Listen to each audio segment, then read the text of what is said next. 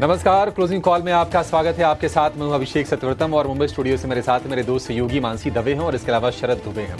बाजार में कल की गिरावट के बाद आज हम थोड़ा सा फीका माहौल ही देख रहे हैं। बहुत ही टाइट रेंज में, नैरो रेंज में निफ्टी फंसा हुआ है। हार्डली 70 अंकों के आसपास की रेंज दिख रही है और ऐसा लग नहीं रहा है कि ये एक्सपायरी से एक दिन पहले का ये कारोबार है।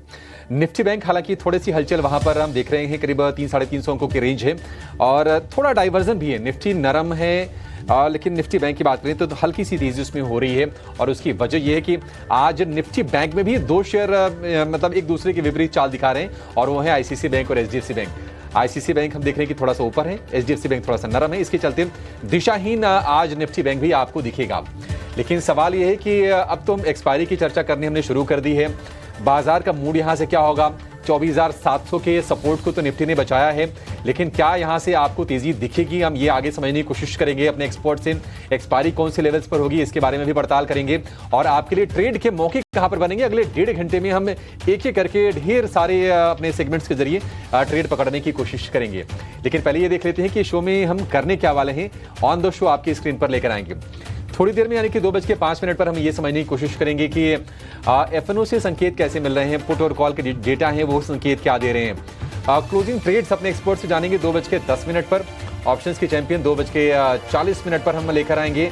मार्केट एट 3 होगा 3 बजे, यानी कि बाजार खुलने के बाद का पूरा एक्शन समझेंगे। 3:10 पर बीटीएसटी या फिर एसटीबीटी होंगे और 3:20 पर हम लेकर आएंगे इवेंट्स टू वॉच। तो ये पूरा का पूरा एक्शन आज आपके लिए। लेकिन चलिए सबसे पहले ये जान लेते हैं कि बाजार की मेजर जो हाइलाइट्स क्या हैं, बड़ी बातें शरद से समझेंगे। शरद बताइए आज क्या एक्शन हो रहा है बाजार में? तो बिल्कुल दो इम्पॉर्टेंट एक्शंस हो रहे हैं बाजार में। एक दिन पहले जो एक्सपायरी है वहाँ को लेके जो है लेवल्स पे जो है थोड़ी सी कंसोलिडेशन देखने मिल रही है। ऑफ कोर्स कल भी जो है कंसोलिडेशन देखने मिल सकता है, लेकिन सीमित दायरे में बाजार है। निफ्टी लगभग 24,800 के पास है और थोड़ी देर पहले जो है आपने कहा 24,700 का इंपॉर्टेंट रेजिस्टेंस है, उस पर भी नज़र रहने वाली है। और इसके अलावा निफ्टी बैंक की बात करें तो यहाँ पे थोड़ा पॉजिटिव बायसनेस ज़्यादा है निफ्टी को कंपेयर करके। लगभग 55,400 लेवल्स के पास है, करीब 50 अंक ऊपर है। नतीजों के बाद एलआईसी के शेयर में देखें तो 60% की तेज़ी आ रही है। ऑफ कोर्स मैनेजमेंट कमेंट्री भी जो है गाइडेंस यहाँ पे स्ट्रेंथ दिया है और वैल्यूएशंस चीप थे स्टॉक के, तो यहाँ पे भी एक मोमेंटम और बाइंग देखने मिल रही है। टेलीकॉम सेगमेंट में पूरी तरह जो है खरीदारी देखने मिल रही है। ऑफ कोर्स नंबर्स भी अच्छे आए थे आईटीआई के, तो टेलीकॉम एंसिलरी स्पेस में भी अच्छी मोमेंटम आ रही है। भारती हेक्सा लगभग 5% ऊपर है। लेकिन एक अच्छी बात है, इंडिया विक्स कम हो गया है, 2% नीचे आ गया है, 18 के पास के लेवल्स पे आया है। तो लार्जली डाइवर्जेंस ज़रूर है आपको दिखने मिल रही है बेंचमार्क इंडेसेस में और ब्रॉडर इंडेसेस में, बट हम कह सकते हैं कि इंडिया विक्स यहाँ पे जो है गिरावट देखने मिल रहा है। ऑफ कोर्स बहुत सारे मैक्रो डेटा जो है अगले हफ्ते आने लगेंगे, जो कि आपको मई के एंड के डेटा रहेंगे, खास करके ऑटो सेल्स को लेके। तो ऑफ कोर्स रोल ओवर्स पे भी बहुत जो है आपको नज़र डालना होगा। ये कल जो आंकड़े हैं आपको रोल ओवर्स को फ्राइडे मॉर्निंग पे हम आपको शेयर भी करेंगे। लेकिन अगले 2 दिन जो है जिस तरह हम बात कर रहे हैं, 2 अहम ट्रिगर है कि एक्सपायरी आ रही है और अर्निंग्स भी खत्म हो गई है, तो न्यूज़ फ्लोज भी कम हो जाएंगे। तो यहाँ पे ऑफ कोर्स अभी मार्केट्स थोड़े लाइट हो गए हैं। तो ये अहम बड़ी बातें हैं बाजार की। लेकिन मानसी, बिग बजर्स क्या रहने वाले हैं? बिल्कुल, बजिंग मोमेंटम वाले स्टॉक्स तो देखेंगे ही शरद, लेकिन साथ साथ इंडिया विक्स में 2% की गिरावट जो ये तो एक रिलीफ है। बावजूद इसके हम देख रहे हैं यस, लेकिन मार्केट में जिस तरह के लेवल्स नजर आ रहे हैं, प्योर एक्सपायरी से पहले का मूवमेंट जहां पर देखने को मिल रहा है। लेकिन चलिए उम्मीद यही करके चलते हैं कि इंडिया विक्स इसी तरह थम जाए, स्पाइक्स जो है वो कम नजर आए। Coming to the buzzing stocks, आज के सत्र में स्टॉक स्पेसिफिक मूव्स ढेर सारे नजर आएंगे आपको और आईटीसी से शुरुआत हम करना चाहेंगे। आईटीसी के स्टॉक प्राइस में आज दबाव गिरावट देखने को मिले हैं। ऑफकोर्स यहाँ हिस्सा बिक्री की खबर आती हुई दिखी है और बड़े निवेशक की तरफ से हिस्सा बिक्री की खबर आई है और इसी के चलते स्टॉक में ऑलमोस्ट 3% के डाउन ट्रेंड्स के साथ इस वक्त कामकाज फिलहाल देखने को मिल रहा है। ब्रिटिश अमेरिकन टोबैको ने 7.8% डिस्काउंट पर करीब 2.7% यानी 3% हिस्सा बेचा है और ये खबर कि ठीक बाद बाजार खुलने से पहले ये खबर हमने आप तक पहुंचाई थी और इसी का एक रिफ्लेक्शन इस वक्त स्टॉक प्राइस में देखने को मिल रहा है। सो आईटीसी पहला स्टॉक हमारे बजिंग स्टॉक की अगर बात करें इस लिस्ट में, बजिंग अपवर्ड या डाउनवर्ड दोनों ही स्टॉक्स की बात का जिक्र हम इस सेगमेंट में करते हैं। इसके अलावा एलआईसी की अगर बात करें, अच्छे नतीजे आए, साथ ही ब्रोकरेज अपडेट्स अच्छे ब्रोकरेज अपडेट रिपोर्ट्स आए और नंबर्स इनफैक्ट कल बाजार बंद होने के बाद जो नंबर्स आए उसमें और भी कई सारे नंबर्स थे जो अच्छे थे, लेकिन LIC जो है एकदम उभर कर निखर कर आता हुआ दिखा। ऑफ कोर्स ब्रोकरेजेस की पॉजिटिव स्टांस जो है उसने भी मदद की और चौथी तिमाही में कंपनी के मुनाफे में करीब हमने देखा 38% तक की बढ़त देखने को मिली थी और मैनेजमेंट ने वित्त वर्ष 2026 के लिए मजबूत गाइडेंस भी दी है। सो सारे पॉजिटिव पैरामीटर्स और ये पैरामीटर्स जो हैं वो वर्कआउट कर गए LIC के लिए। आज करीब 7% की तेजी के साथ मैनेजमेंट से बातचीत भी हमने की और वो बातचीत भी आपके सामने हमने रखी। इसके अलावा ITI लिमिटेड, कल इसके नंबर्स आने से पहले इस स्टॉक का जिक्र हमने किया था और एक्सपर्ट से तब भी एक राय ली थी। हालांकि तब से ही कल नंबर्स आने से ठीक पहले ही सर्किट पर 10% के अपमूव के साथ ये स्टॉक ट्रेड कर रहा था। उसके बाद उसके नंबर्स आए, नंबर्स काफ़ी दमदार रहे। कंपनी के रेवेन्यूज़ में 74% की बढ़त देखने को मिली। सारे पैरामीटर्स हर लिहाज से नतीजों का एक रिफ्लेक्शन स्टॉक में और 10% की तेज़ी इस वक्त भी 9.5 से 10% की तेज़ी के साथ ये स्टॉक ट्रेड करता हुआ बिल्कुल नजर आ रहा है। अच्छा, टेलीकॉम स्टॉक्स जैसे शरद अभी बता रहे थे, टेलीकॉम शेयरों में अच्छी खासी खरीदारी है और सारे टेलीकॉम प्लेयर्स की अगर बात करें, भारतीय हेक्साकॉम, इंडस टावर 3 से 5% तक की तेजी यहाँ पर। वोडाफोन आइडिया, भारतीय एयरटेल जैसे स्टॉक्स में भी 30 मई को फंड जुटाने को लेकर एक बैठक की खबर आई है वोडाफोन के लिए और उसका एक इम्पैक्ट वोडाफोन पर जरूर देखने को मिल रहा है। लेकिन अपमूव जो है इवेंचुअली सारे के सारे टेलीकॉम स्टॉक्स में बढ़त के साथ ही इस वक्त आप देख पाएंगे। और इसके अलावा अगर आप देखेंगे, कोटक और नुवामा की डाउनग्रेड्स की रिपोर्ट आई है औरोबिंदो फार्मा पर। औरोबिंदो फार्मा के नंबर्स आए थे, उसके बाद रिपोर्ट्स एक के बाद एक आना शुरू हो गई और इनफैक्ट कल से ही ये स्टॉक फोकस रेडार पर है और डाउनवर्ड्स एक्शन इस वक्त दिखा रहा है। 3.25% तक की गिरावट आज के सत्र में 1154 के लेवल्स पर। तो ये बजिंग मोमेंटम वाले स्टॉक्स हैं। ज़्यादातर अगर आप देखेंगे तो ये सारे के सारे स्टॉक्स जो हैं टुवर्ड्स डाउन साइड। टेलीकॉम में एक अच्छी खासी खरीदारी, ITI लिमिटेड को अगर छोड़ दीजिएगा, आज जिस तरह से बाजार में उतार चढ़ाव इन स्टॉक्स में भी बिकवाली का दबाव नजर आ रहा है। लेकिन अभिषेक, सही शब्द चुना आपने, दिशाहीन, डायरेक्शन लेस मार्केट इस वक्त नजर आ रहा है। विक्स भले ही 2% डाउन है, बावजूद इसके मार्केट में भारी वॉलेटिलिटी और टुवर्ड्स डाउन साइड विजिबल ज्यादा नजर आ रही है। बटा हुआ मानसी मार्केट है ये, और ये देखिए अच्छी चीज़ है कि इंडिया विक्स नीचे आ रहा है। काफ़ी टाइम के बाद हम देख रहे हैं कि थोड़ा सा उसमें ना क्रैक दिख रहे हैं। 2% की ही सही, मतलब अभी भी थोड़े एलिवेटेड लेवल्स पर जरूर है, लेकिन ये राहत के सिग्नल जरूर आ रहे हैं इंडिया विक्स की तरफ से। 18 के आसपास का इंडिया विक्स है। अगर आप बाजार को आज देखेंगे तो मतलब बटा हुआ फ्रैगमेंटेड आपको मार्केट दिखेगा। सेंसेक्स आपको नीचे दिखेगा, निफ्टी नीचे दिखेगा, लेकिन निफ्टी बैंक अगर आप देखेंगे तो निफ्टी बैंक ऊपर है। Nifty small cap, mid cap में भी थोड़ी थोड़ी बाइंग हो रही है। तो आज ना डाइवर्जेंस अक्रॉस द मार्केट आपको देखने को मिलेगा। लेकिन जो थोड़ी सी निराशाजनक चीज़ ये है कि क्या FMCG का, ऑटो का जो कंजम्पशन वाले शेयर हैं, क्या फ्यूल इतना जल्दी खत्म हो गया? क्योंकि आज फिर से हम प्रॉफिट टेकिंग देख रहे हैं उन शेयरों में। बैंकिंग का भी जो खेमा है वो बटा हुआ है। HDFC बैंक थोड़ा सा नीचे कारोबार कर रहा है और HDFC बैंक में हम थोड़ा सा ICICI बैंक में मजबूती देख रहे हैं। HDFC बैंक नीचे है, SBI से थोड़ा सपोर्ट है, तो इसलिए निफ्टी बैंक थोड़ा सा आपको ऊपर कारोबार करता हुआ दिखेगा। ग्लोबल संकेतों की बात करें, अमेरिकी फ्यूचर्स में नरमी है, यूरोप में फिर से हल्की तेजी पर शुरुआत के संकेत दिख रहे हैं। लेकिन ग्लोबल क्यूज को भारतीय बाजार कोई बहुत ज़्यादा ऐसे कोई फॉलो कर नहीं रहे हैं, मतलब एटलीस्ट आज के सत्र के लिए। लेकिन देखिए रंगत क्यों गवाई है? अगर निवेशक के नज़रिए से देखेंगे तो हो सकता है कि FIs मतलब फुल फोर्स से बाइंग कर नहीं रहे हैं। छोटी छोटी बाइंग के आंकड़े जरूर आ रहे हैं, लेकिन उत्साह बढ़ाने के लिए वो काफ़ी नहीं है। कहीं ना कहीं वैल्यूएशन वाला कंसर्न है। निफ्टी का पी जो है 21-22 के आसपास का पी है। रिजल्ट सीजन में हमने देखा कि जो प्रॉफिट ग्रोथ जो रही है निफ्टी 50 कंपनीज की, वो हार्डली 5.5-6% के आसपास की ग्रोथ रही है। तो कुछ ज़्यादा वहाँ से उत्साह मिल नहीं रहा है, और ये चीज़ है जो थोड़ा सा बाजार एक रेंज में है। एक इंटरेस्टिंग चीज़ नोटिस हो रही है निफ्टी में मानसी, और वो कि अगर आप आज के ऑप्शंस की शीट को देखेंगे तो 24,800 की कॉल और 24,800 की पुट, दोनों में जो OI कंसंट्रेशन है वो काफ़ी ज़्यादा है। मतलब कि कशमकश चल रही है। पुट वाले मतलब बाजार को नीचे ऊपर नहीं जाने दे रहे हैं और कॉल वाले जो हैं वो नीचे नहीं जा रहे हैं। इसलिए आप देखेंगे कि 24,750 से 800 के रेंज में आज आपको निफ्टी ने ज़्यादातर समय बिताया है, और यही ट्रेंड हमने देखा भी है। ICICI बैंक और HDFC बैंक में जो डाइवर्जेंस है उसके चलते निफ्टी बैंक में आज उतार चढ़ाव देखने को मिल रहा है। लेकिन अगर आप यहाँ से लेवल्स का अगर चेक करें तो 25,000 का आंकड़ा फिर से क्रूशियल हो गया है। 25,000 जब पार करेगा निफ्टी तब जाके थोड़ा जोश हम देखेंगे। और अगर हम सपोर्ट की बात करें तो अगेन वही सपोर्ट है, 24,700 पर निफ्टी को सपोर्ट है। अगर कोई यहाँ से ट्रेड करना चाहता है तो मतलब फ्रेश ट्रेड तो एडवाइजेबल ये है कि 25,100 के ऊपर जब जाए तो ही आप ट्रेड करें।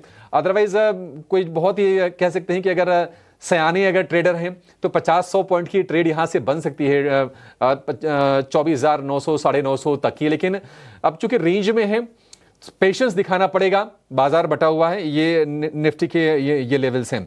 निफ्टी बैंक की बात करें तो उतार चढ़ाव आज भी जारी है। बस राहत की चीज ये रही कि कल के जो इंट्राडे लोज थे बाजार ने उसको टेस्ट नहीं किए हैं और आज 300 पॉइंट के आसपास की रेंज है। लेकिन इसमें भी नई खरीदारी आपको तभी करनी है जब 56,000 के ऊपर जाकर इंडेक्स टिके। 56,000 के ऊपर हम देखेंगे कि फिर से हो सकता है कि 1,000-1,500 पॉइंट की रैली निफ्टी बैंक दिखाने के लिए तैयार हो जाएगा। 55,000 54,500 ये अहम सपोर्ट रेंज है निफ्टी के लिए और 56,000 का रेजिस्टेंस है। एक दो इवेंट सामने खड़े हैं। 6 जून को आरबीआई की पॉलिसी है, देखते हैं कि पॉलिसी में क्या रेट सेट का तोहफा मिलता है। अगर वो मिलता है तो निश्चित तौर पर निफ्टी बैंक के लिए एक ट्रिगर का काम करेगा। रोलओवर के डेटा में चेक कर रहा था, निफ्टी के जो औसत रोलओवर रहे हैं पिछले अगर हम 3-4 महीने का ट्रेंड अगर देखेंगे तो 80% के आसपास के रहे हैं। फिलहाल 60% के आसपास के रोलओवर निफ्टी के दिख रहे हैं। और हम निफ्टी बैंक की बात करें तो पिछले महीने का जो रोलओवर था वो था 75% के आसपास का और फिलहाल 55% के आसपास का रोलओवर निफ्टी बैंक में है। हालांकि डेटा काफी ज्यादा चेंज हो रहे हैं। बाजार एक बार बंद होगा और कल हम देखेंगे कि किस तरह से डेटा फॉर्म हो रहे हैं। अभी तक फिलहाल ये डेटा रोलओवर के ठीक ठाक ही लग रहे हैं। मानसी, चलिए, तो ये तो सारे डेटा पॉइंट्स और निफ्टी और बैंक निफ्टी को देखते हुए इस वक्त जो स्ट्रैटेजी बिल्टअप हो रही है और खासतौर से इस पर नजर भी रखनी चाहिए बिकॉज रेंज में है और इस वक्त अगर आप देखेंगे दोनों तरफ के मौके बाजार दे रहा है। इस तरह का डायरेक्शनलेस मार्केट जो है काफी ट्रिकी होता है और इस ट्रिकी मार्केट में एक्सपर्ट का क्या नजरिया है, उनके रेडार पर कौन से स्टॉक्स हैं, बिकॉज इस ट्रिकी मार्केट को प्ले आउट तो करना है और ऐसे में करना क्या चाहिए, काफी रैशनली बिहेव करना होगा और एक्सपर्ट्स अपनी जो राय दे रहे हैं उस राय को बिल्कुल सुनना होगा। इसी कड़ी में हमारे साथ हमारे एक्सपर्ट्स भी जुड़ गए हैं और तीनों एक्सपर्ट्स का वेलकम करते हैं। आदित्य अग्रवाल है हमारे साथ, अमोल अठवले हैं हमारे साथ और जतिन गेड़िया भी हैं।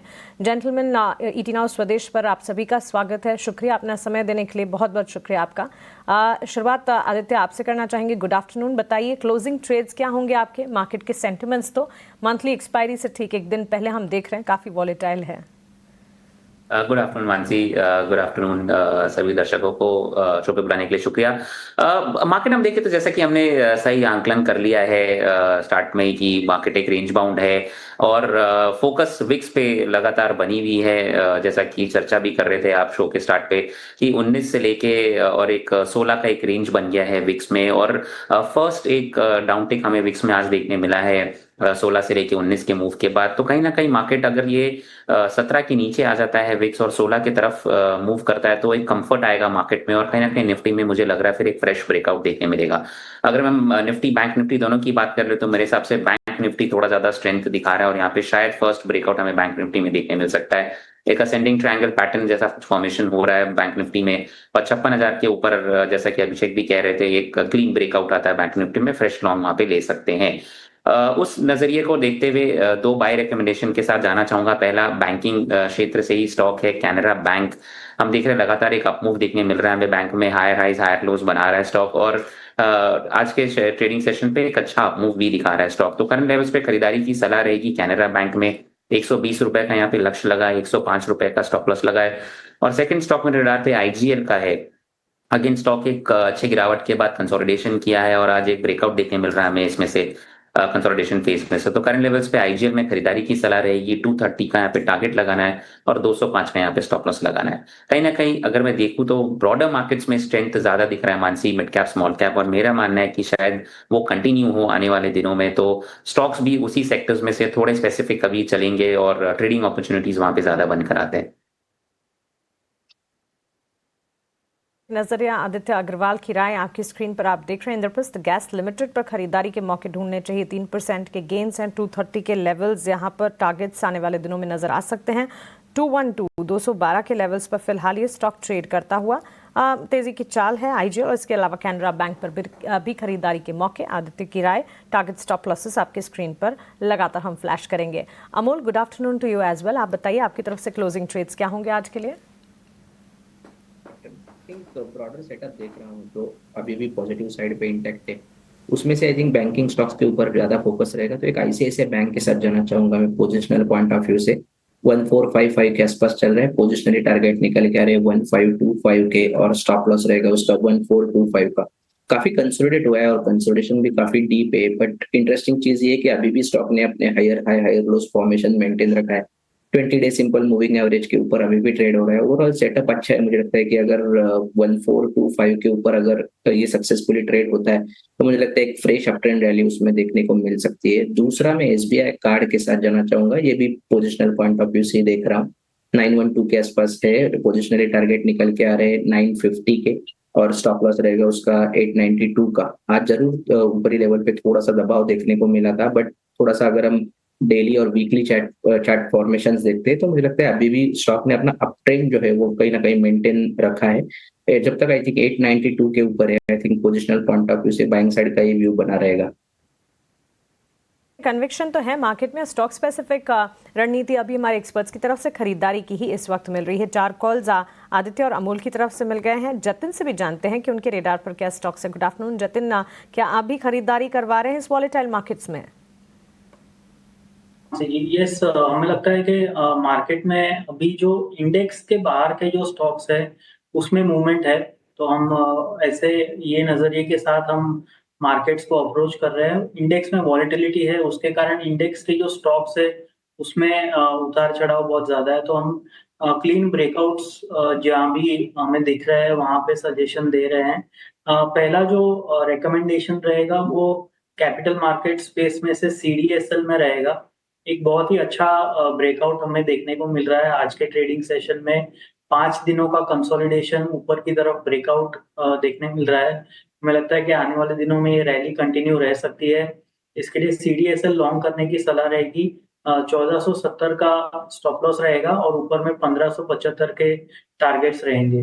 दूसरा जो रिकमेंडेशन रहेगा वो पीएसयू बैंकिंग स्पेस में से बैंक ऑफ इंडिया में रहेगा। पैटर्न वाइज एक सिमेट्रिकल ट्रायंगल पैटर्न फॉर्म हुआ है, उसमें से हम ब्रेकआउट एंटिसिपेट कर रहे हैं, तो बैंक ऑफ इंडिया में लॉन्ग करने की सलाह रहेगी। 114 रुपए का स्टॉप लॉस रखना होगा और 129 रुपए के टारगेट्स रहेंगे। जतिन के 2 अहम कॉल्स है, बैंक ऑफ इंडिया इस पे भी नज़र रखिएगा, टारगेट प्राइस 129 का, स्टॉप लॉस 114 का, और दूसरा है सीडीएसएल कैपिटल मार्केट स्पेस से जहाँ पे बाय का रेटिंग है, stop loss 1470, target price 1575।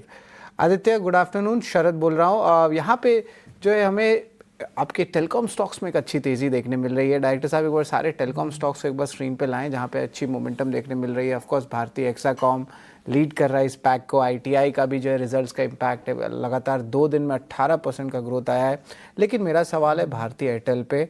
Aditya, भारतीय एयरटेल यहाँ पे ऑफकोर्स देखा गया कि इंस्टीट्यूशनल बाइंग भी आई है और थोड़े से वॉल्यूम्स में भी मोमेंटम आया है स्टॉक में, लेकिन रनअप भी आया है। यहाँ पे करंट लेवल से लगता है कि अब एक दूसरा लेग ऑफ रैली स्टार्ट हो सकता है। अगर आप देखें भारतीय एयरटेल के लेवल्स पे तो 1850 टू 1860 लेवल्स पे जो है इस रेंज में मूव कर रहा है अभी दिन के ट्रेड में, लेकिन यहाँ से जो है अगला अगर मूव आता है 1870 1880 का, तो ये क्या सस्टेन कर सकता है आदित्य? गुड आफ्टरनून शरद। बिल्कुल, भारतीय एयरटेल काफी समय से कंसोलिडेट कर रहा है, हम देख रहे हैं, और एक अच्छी बात है कि एक अच्छे अपमूव के बाद स्टॉक कंसोलिडेट कर रहा है, तो कहीं ना कहीं वीकनेस जो है स्टॉक में वो देखने नहीं मिल रही है। बहुत ही सही है वो। और अगर यहाँ पे स्टॉक 1900 के लेवल्स को निकाल के सस्टेन करता है, जो कि इसका नेक्स्ट रेजिस्टेंस है, मेरा मानना है आने वाले दिनों में स्टॉक आपको 2100 के लेवल्स दिखा देगा। 1900 के ऊपर 2100 के टारगेट्स यहाँ पे निकल कर आते हैं। अगर आपको इसको ट्रेडिंग लिहाज से देखना है तो कहीं ना कहीं थोड़ा वेट करना पड़ेगा 1900 का ब्रेकआउट के लिए। अगर आप इसको पोर्टफोलियो में ऐड करने के लिए देख रहे हैं तो करंट लेवल से बिल्कुल मैं रेकमेंड करूंगा इसको ऐड करने के लिए। मोमेंटम अभी बिल्डअप नहीं हुआ है, बट आने वाले दिनों में आपको मोमेंटम बिल्डअप होता हुआ दिखेगा 1900 के ऊपर। तो अगर आपको पोर्टफोलियो में ऐड करना है, करंट लेवल्स पे खरीदारी करें। नीचे में इसका बहुत ही बेहतरीन सपोर्ट 1800 के नीचे है। मुझे नहीं लगता स्टॉक बहुत जल्दी 1800 के लेवल्स को तोड़ेगा। यहाँ पे अच्छा कंसोलिडेशन चल रहा है। तो और टेलीकॉम स्पेस में से अगर हम बात करें तो टॉप बेट भारतीय एयरटेल ही रहता है। एज अ डिस्क्लोजर, ये स्टॉक हमारे क्लाइंट्स को रेकमेंडेड है और उनके पोर्टफोलियो में ये हो सकता है। जो दूसरा स्टॉक रहेगा अमोल जी, पीआई इंडस्ट्रीज़ को देखिएगा। यहाँ पे जो है लगातार एक अच्छी सस्टेन बाइंग पिछले 5 से 6 सेशन में देखने मिल रही है और एक अच्छी मोमेंटम आ रही है। फ्रेश लॉन्ग्स भी देखने मिल रहा है और जो लेवल्स पे है आप कहेंगे कि ऑलमोस्ट आप कह सकते हैं कि 6 मंथ लेवल के हाईस पे आ चुका है एंड यहाँ पे कॉन्स्टेंट बाइंग आ रही है। ये जो सपोर्ट था 3600 का, इस लेवल के से नीचे आया भी नहीं है स्टॉक, और अब देखिए कंफर्टेबली 3850 लेवल्स के पास है, डेज हाई पे है।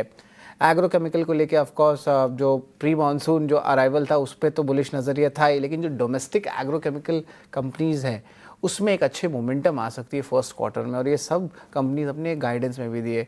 अमूल पीआई इंडस्ट्रीज़ यहाँ से और कितने लेवल्स पे जा सकते हैं? ये 4000 4200 का कैंडिडेट लग रहा है आपको अगले 10-12 सेशन में?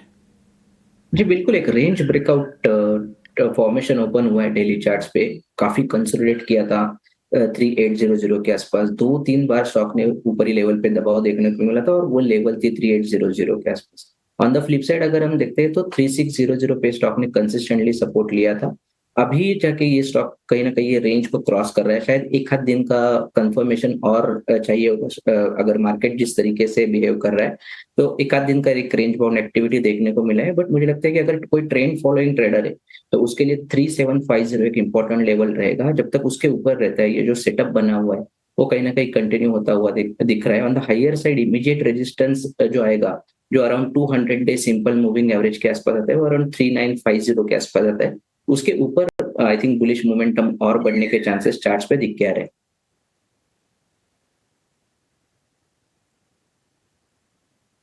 ठीक है, पीआई इंडस्ट्रीज आज वायदा के सबसे ज्यादा चढ़ने वाले शेयरों में ये शामिल है और 2.25% के आसपास की तेजी आज हम इस शेयर में देख रहे हैं। एलएनटी जरा चेक कीजिए आप आदित्य जी, एलएनटी आपको लगता है कि और चलेगा शेयर अभी ये? नहीं बनी एलएनटी की, मैं तो बोलता हूँ अभी चाल आनी बाकी है एलएनटी में। अगर आप मौका ढूंढ रहे हैं कैपिटल गुड्स में कोई स्टॉक लॉन्ग करने का, तो डेफिनेटली एलएनटी आपके रडार पे होना चाहिए। प्रीएम्प्ट कर रहा हूँ एक ब्रेकआउट 3400 के ऊपर, सॉरी 3680 के ऊपर एक फ्रेश ब्रेकआउट है यहाँ पे। लगातार 3400 से स्टॉक सपोर्ट लेके घूमा है।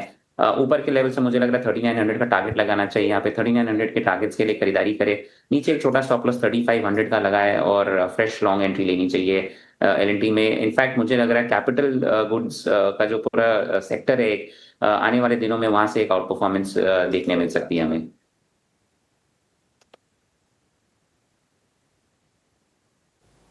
ठीक है, एलएनटी को लेकर ये व्यू। एक काम करते हैं, एक mid cap small cap space से एक जो जरा शेयर लेकर आइए।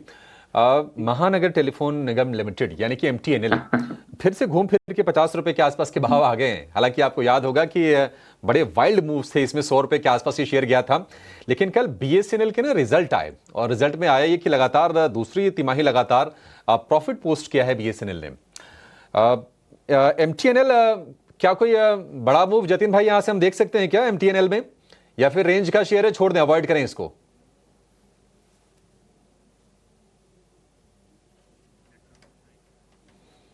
जतिन तक शायद हमारी आवाज नहीं पहुंच पा रही है। सवाल सेम है। अमोल जी से पूछ लेते हैं। अमोल जी बताइए, एमटीएनएल क्या राय होगी आपकी?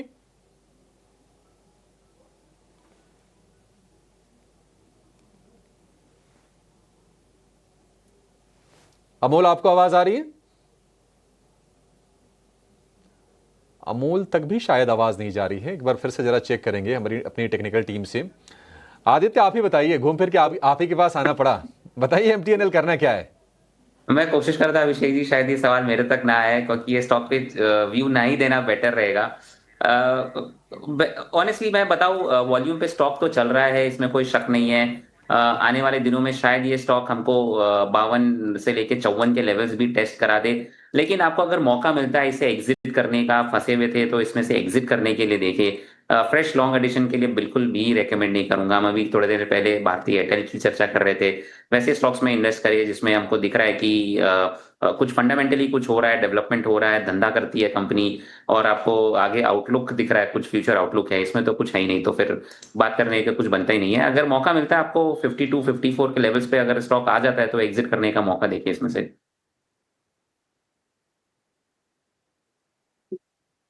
दीजिए, ये भी तो एक स्ट्रेटजी होती है। एमटीएनएल बहुत सारे लोग फंसे होंगे, मतलब जब ये दौड़ लगा रहा था 50 से 100 वाली ने, तो बहुत सारे लोग होंगे जो 60 70 80 वाले लेवल पे होंगे। अब उनको मौका मिल जाए कब से निकलने का, ऐसे ही। अच्छा ठीक है, आप अगर एमटीएनएल पर कंफर्टेबल नहीं थे तो इससे थोड़ा मिलते जुलते नाम वाला एक शेयर और लेके आता हूं। एमआरपीएल जरा चेक कीजिए, क्योंकि आज एमआरपीएल में चेन्नई पेट्रो में हाफ टाइम के बाद हमने देखा कि अच्छा मूव आया है और दोनों शेयर 6-7% ऊपर कारोबार कर रहे हैं। कहीं आपको इस तेजी का एक्सटेंशन दिख रहा है और इस बड़ी तेजी के बाद भी क्या ट्रेड लेना है? एंड चेन्नई पेट्रो में एमआरपीएल के साथ जाना चाहूंगा। एक अच्छे खासे कंसोलिडेशन के बाद स्टॉक एक अप मूव दिखा रहा है, फ्रेश ब्रेकआउट आया है, 200 डीएमए के ऊपर ट्रेड कर रहा है, वॉल्यूम्स भी बैक कर रहे हैं, तो सब कुछ एकदम बुलिश नजरिए को दर्शाता है यहाँ पे स्टॉक में। करंट लेवल्स पे फ्रेश एंट्री लेनी चाहिए। 170 से लेके 180 का यहाँ पे टारगेट लगा है, नीचे 140 का स्टॉप लॉस लगा है और एमआरपीएल पे फ्रेश एंट्री ले। अगर आपके पास चेन्नई पेट्रो है तो बने रह सकते हैं उसमें। ऊपर में 800 के लेवल्स को टेस्ट कर सकता है स्टॉक और नीचे 700 के लेवल्स पे सपोर्ट है। ठीक है, चेन्नई पेट्रो 800 लेवल तक जा सकता है। एमआरपीएल में भी तेजी बने रहने की उम्मीद है। दोनों शेयरों ने आप देखिए करीब 12 बजे के आसपास जो रफ्तार पकड़ी है और ये डे हाई पर आकर कारोबार कर रहे हैं, जबकि बाजार के मूड में कोई खास परिवर्तन नहीं है, एक रेंज का ही बाजार है। लेकिन ये तो चलिए ठीक है, ये एक्शन वाले शेयर हो गए, लेकिन बिग एक्शन कहाँ हो रहा है ये भी जान लेते हैं। और वो शेयर जहां पर कोई खबर जुड़ी है, कोई रिपोर्ट आई है और पूरा का पूरा लेखा जोखा लेकर हमारे सहयोगी सृष्टि शर्मा हमारे साथ जुड़ गई हैं। सृष्टि बताइए, आज कहाँ एक्शन है बड़ा? देखिए, कई सारे सेक्टर्स में एक्शन देखने को मिल रहा है, पर सबसे पहले फार्मा क्षेत्र से ग्रैन्यूल्स इंडिया पे नजर डालते हैं, क्योंकि जो नतीजे आए हैं वो इतने दमदार नहीं देखने को मिले हैं, जहां पर कंपनी के नतीजों में इतना उत्साह नहीं था और साथ ही मार्जिन्स में भी जो है थोड़ी सी गिरावट जरूर दर्ज हुई है।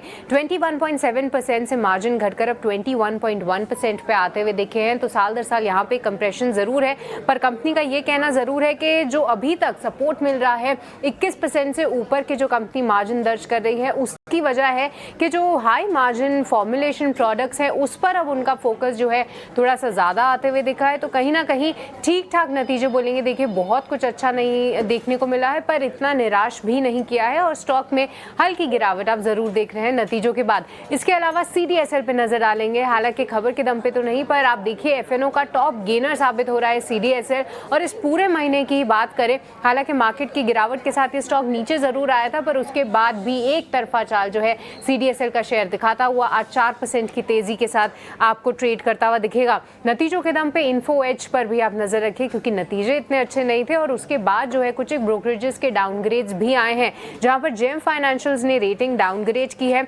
खरीदारी की राय से अब रेटिंग हटाकर होल्ड की कर दी है और यहां पर उन्होंने लक्ष्य 1560 से घटाकर 1500 कर दिया है और आने वाले 1-2 साल में थोड़े से इनके प्रॉफिट में भी गिरावट की वो आशंका जता रहे हैं। और इसके अलावा आज ऑटो शेयरों में कमजोरी जरूर है, जहां पर देखिए अब इस मई महीने के बिक्री के आंकड़े भी आएंगे कुछ ही दिनों में और नतीजों के दम पे बजाज ऑटो भी फोकस में रहेगा। कल आने वाले हैं नतीजे, जहां पे 20.2% मार्जिन आने की उम्मीद है। कुछ बहुत ज़्यादा तोड़फोड़ नतीजे तो नहीं आएंगे, पर हाँ शायद मई सेल्स के पहले आप देख सकते हैं कि कुछ एक काउंटर्स खास तौर से, जिसमें कि एस्कॉर्ट्स, बजाज ऑटो, एम&एम, यहाँ पर गिरावट हावी जरूर है। तो ये हैं कुछ एक्शनेबल सेक्टर्स और स्टॉक्स जो कि आज ट्रेड में हम देख पा रहे हैं।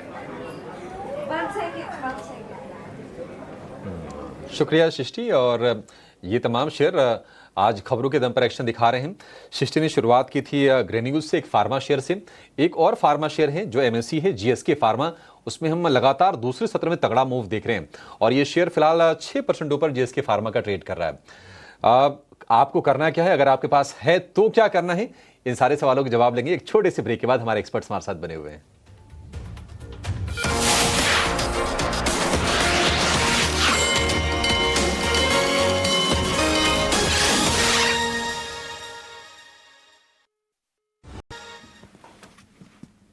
स्वागत है आपका क्लोजिंग कॉल में। एंड ऑफ कोर्स निफ्टी जो है अभी रेंज बाउंड ही है towards the lower side, 50 points की गिरावट है। लेकिन हमारे साथ पंकज पांडे जुड़ गए हैं आईसीआईसीआई डायरेक्ट के। नमस्कार, गुड आफ्टरनून सर। हाँ जी, good afternoon, thanks for having. Pankaj sir, सबसे पहले बाजार की जो सेटिंग हम बता देते हैं किस तरह पैन आउट हो रही है। फंडामेंटली देखिए अर्निंग्स कंप्लीट हो गई है और हमारी बातचीत सारे टेक्निकल गेस्ट से हो रही है कि ब्रॉडर इंडिसेस में ज़्यादा एक्शन देखने मिल रहा है। एडवांस डिक्लाइन रेशियो की अगर बात करें, एनएससी और बीएससी के एक बार डायरेक्टर साहब चार्ट पे लाए तो देखेंगे ये थोड़ा ज़्यादा बेटर परफॉर्म कर रहा है एफएनओ के सेगमेंट से। ऑफकोर्स वॉलेटिलिटी आज ज़रूर है, एक दिन पहले एक्सपायरी का और अर्निंग्स के कंप्लीशन का। अब अगला लेग पंकज जी क्या होने वाला है, क्या अहम ट्रिगर्स रहेंगे? ऑफकोर्स मैक्रो में एक्सपेक्टेशंस एक रेट कट आ सकता है, पर ब्रॉडर इंडिसेस में नंबर्स भी उतने ख़राब नहीं है। बेंचमार्क इंडिसेस को भी आउट परफॉर्म बहुत जगह कर रहे हैं बिट्स एंड पीसेस में, और ये जो है पूरा 1.5 महीना मेरे एनालिसिस से पता चला है कि स्मॉल कैप मिड कैप में अच्छे कंपनीज भी हैं और अच्छे ईपीएस अपग्रेड्स निफ्टी से ईपीएस अपग्रेड से भी ज़्यादा देखने मिल रहे हैं। तो पंकज कैसे जो है पैन आउट कर रहा है ब्रॉडर इंडिसेस यहाँ पे, ये एक बार बताइए। और of course Nifty mid cap small cap 100 index दोनों को स्क्रीन पर रखिए पंकज। देखिए, हाँ, सो देखिए, अगर आप ओवरऑल प्राइस परफॉर्मेंस के हिसाब से देखेंगे तो निफ्टी करीब 5% नीचे है अपने प्रीवियस हाई से, एंड जो आपके mid cap and small cap है वो करीब 7 और 11% है। एंड डोमेस्टिक मैक्रोज अगर आप जो भी देखें, चाहे वो फिस्कल डेफिसिट हो, क्रूड ऑयल हो, करेंसी हो, आई थिंक वो इंडिया के लिए काफी फेवरेबल है। ग्लोबल मैक्रोस के बारे में आप सेम ब्रेथ में बात नहीं कर सकते, बिकॉज आपका जो एक टैरिफ रिलेटेड एंग्जाइटी आता जाता रहता है, प्लस यूएस का जो एक फिस्कल स्ट्रेस डेवलप हो रहा है वो कहीं ना कहीं एफआई फ्लोस को या उसको इम्पैक्ट कर सकता है। तो लार्ज कैप्स इसलिए मेरे हिसाब से कहीं ना कहीं थोड़ा कंसोलिडेशन मोड में है, बट ब्रॉडर मार्केट्स मेरे हिसाब से कैचअप करेंगे, जिसमें मिड कैप स्मॉल कैप्स में हमने काफी अच्छे गेन्स देखे। एंड मेरा ऐसा मानना है कि जो भी स्टॉक या सेगमेंट 25-30% डाउन है, जहां पे आउटलुक बहुत खराब नहीं है या आउटलुक आगे अगले एक आध साल में सुधर सकता है, आई थिंक वो सारा स्पेस अच्छा करना चाहिए। तो मेरे हिसाब से mid cap small cap catch up करने के मोड में कर रहे हैं और आगे भी करते रहेंगे। सवाल रहेगा मेरा, इस सेगमेंटल परफॉर्मेंस की बात करें तो ऑफ कोर्स डिफेंस, रेलवेज, यहाँ पे सेक्टोरल चर्न देखने मिल रहा है। यहाँ पे अर्निंग स्पेसिफिक भी ऑफ कोर्स एग्रोकेमिकल स्पेस से थोड़ी देर पहले पीआई इंडस्ट्रीज भी मैंने बात की। यहाँ पे आपको कौन से पॉकेट्स में जो है कंफर्ट लग रहा है ऑफकोर्स अर्निंग सीजन के बाद, और यहाँ पे कहाँ पे ग्रोथ मोमेंटम देखने मिल सकता है? देखिए कंजम्पशन वाले स्टॉक्स में जो है वॉलेटिलिटी ज़रूर है, लेकिन सारे मैक्रोज अच्छे चीज़ पॉइंट कर रहे हैं। रेट कट का ऑफकोर्स महंगाई कम हो गई है और एक टाइप से डिमांड की जो है फेस्टिव सीजन अगस्त से जो शुरू होगा, तो कहाँ पे आपको लगता है कि आपको अच्छा वैल्यूएशन कंफर्ट और अच्छी ग्रोथ मोमेंटम देखने मिल सकती है पंकज? तो देखिए, अगर आप कंजम्पशन के हिसाब से देखें तो थोड़ा सेलेक्टिव होना पड़ेगा। एफएमसीजी इन जनरल मेरे हिसाब से कहीं ना कहीं वॉल्यूम ग्रोथ टेपेड ही रहने वाला है। हालांकि कंपनीज थोड़ा मार्जिन कट करके वॉल्यूम ग्रोथ ड्राइव करेंगे, बट सेलेक्टिवली जैसे टाटा कंज्यूमर है, इनका जो फूड सेगमेंट है वो अच्छा ग्रो कर रहा है, या फिर मैरिको है, इनका भी फूड सेगमेंट है, करीब 25% कंट्रीब्यूट करता है, वो अच्छा करेगा। अदरवाइज मुझे लगता है होटल जैसे स्टॉक हो, चाहे वो उसमें लार्ज कैप्स आपके इंडियन होटल्स आ जाते हैं या फिर आपके टियर 2 नेम्स आ जाते हैं या मिड कैप्स आ जाते हैं, तो चाहे उसमें आईटीसी होटल हो या फिर शैले हो या लेमन ट्री हो, ये बेटर करेंगे।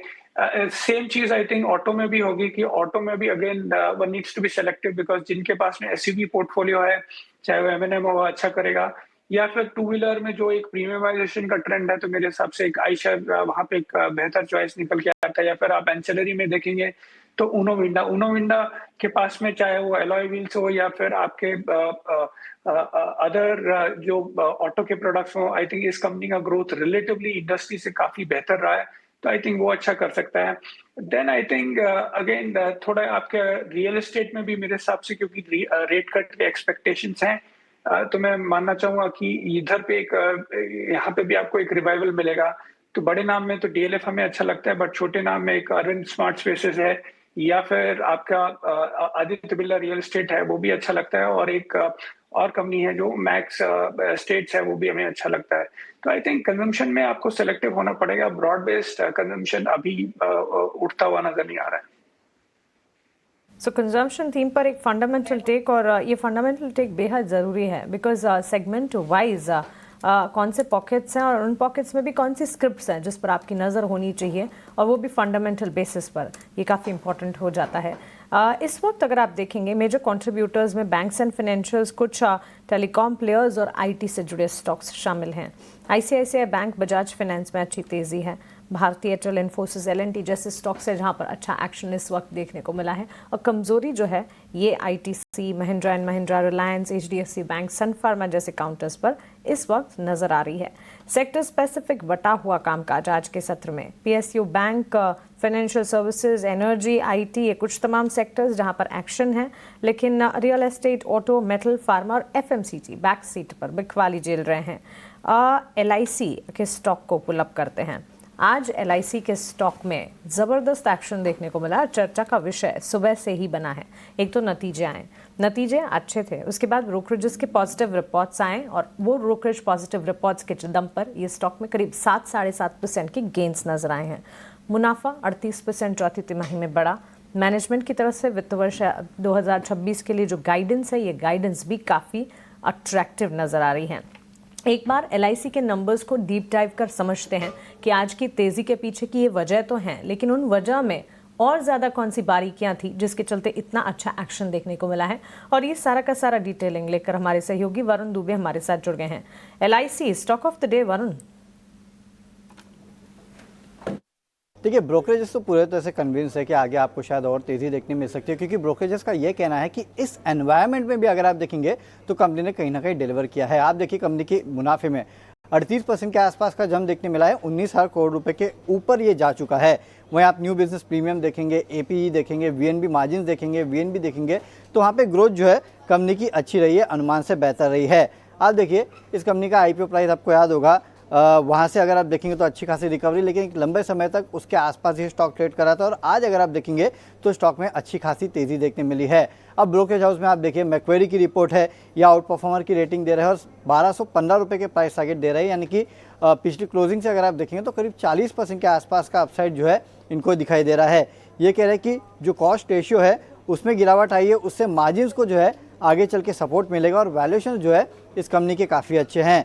गोल्डमैन न्यूट्रल की सलाह दे रहा है, 880 के प्राइस टारगेट दे रहा है। मोतीलाल ओसवाल 1050 के प्राइस टारगेट। एंटिक ने तो अपना प्राइस टारगेट बढ़ा दिया है, 990 के लक्ष्य जो है वो ये दे रहे हैं। नो डाउट बाकी अगर पैरामीटर्स अगर आप देखेंगे, जैसे न्यू बिजनेस प्रीमियम 9% के आसपास की गिरावट जो है वहाँ पे देखने मिली।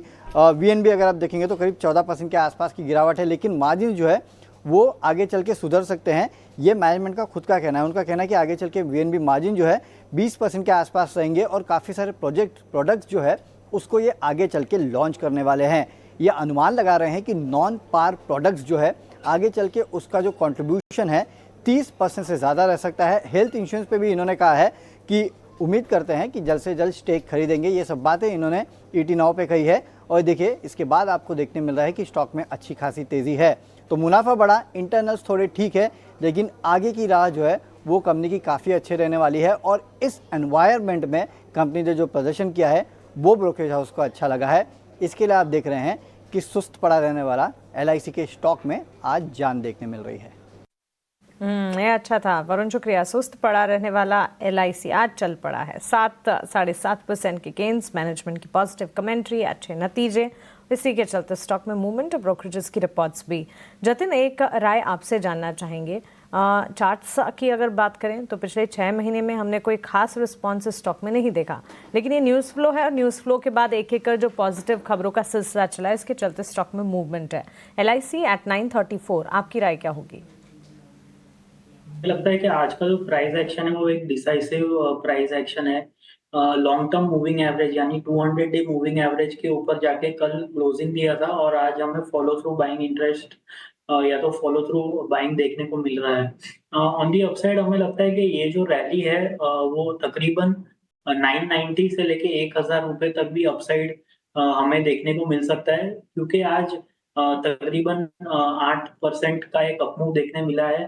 तो ट्रेंड तो पॉजिटिव है ही, साथ ही साथ में कोई डिप्स अगर जो आते हैं 920 के आसपास, तो वहां पे खरीदारी, फ्रेश खरीदारी की सलाह रहेगी। इसमें 895 का एक स्टॉप लॉस लगा है और ऊपर में 1000 रुपए के टारगेट्स के लिए डिप पे बाय कर सकते हैं।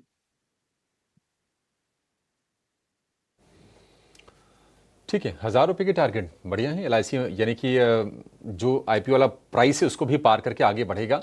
और LIC के अच्छे नतीजों ने, LIC की अच्छी मजबूती ने आज पूरे के पूरे इंश्योरेंस स्पेस में बाहर ला दिया है। HDFC लाइफ अगर आप देखेंगे तो आज 2% की तेजी के साथ कारोबार कर रहा है और जनरल इंश्योरेंस वाले जो कंपनीज हैं वहां पर भी आपको आज मजबूती देखने को मिलेगी। लेकिन चलिए, सुस्ती के बाजार में जरा एक ऑप्शन का कड़क सौदा खोजते हैं। हमारे साथ जुड़ रही हैं ऑप्शंस की चैंपियन एंजल वन की स्नेहा सेठ।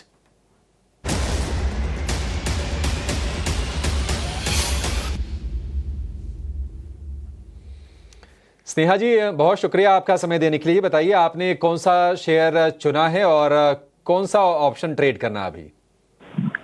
से अगर आप देखें मार्केट आज थोड़ा सा कंसोलिडेट कर रहा है, तो इंडिविजुअल काउंटर्स में जो एक काउंटर मुझे काफी अच्छा लग रहा है, दैट इज CDSL। यहाँ पे अगर आप देखें तो हायर टॉप हायर बॉटम का स्ट्रक्चर बन रहा है। स्टॉक ने अपने इंपॉर्टेंट मूविंग एवरेज जितने भी है उसके ऊपर ही ट्रेड करा है, which is a positive thing.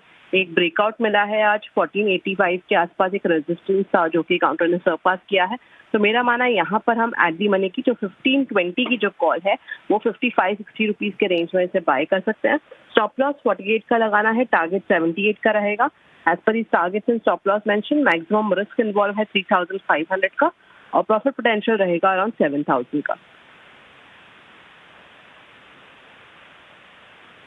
ठीक है, बढ़िया है। CDSL के शेयर में आज अगर आप आमतौर पर देखेंगे तो वॉल्यूम ठीक है, आम दिनों से 50 लाख शेयरों से ज़्यादा के वॉल्यूम हो चुके हैं। अभी 1520 वाली कॉल खरीदनी है आपको, 56 से 58 रुपए के भाव मिलेगी। जून सीरीज, ये ध्यान रखिएगा, लक्ष्य 78 रुपए का और स्टॉप लॉस लगा के चलना आपको 48 रुपए का।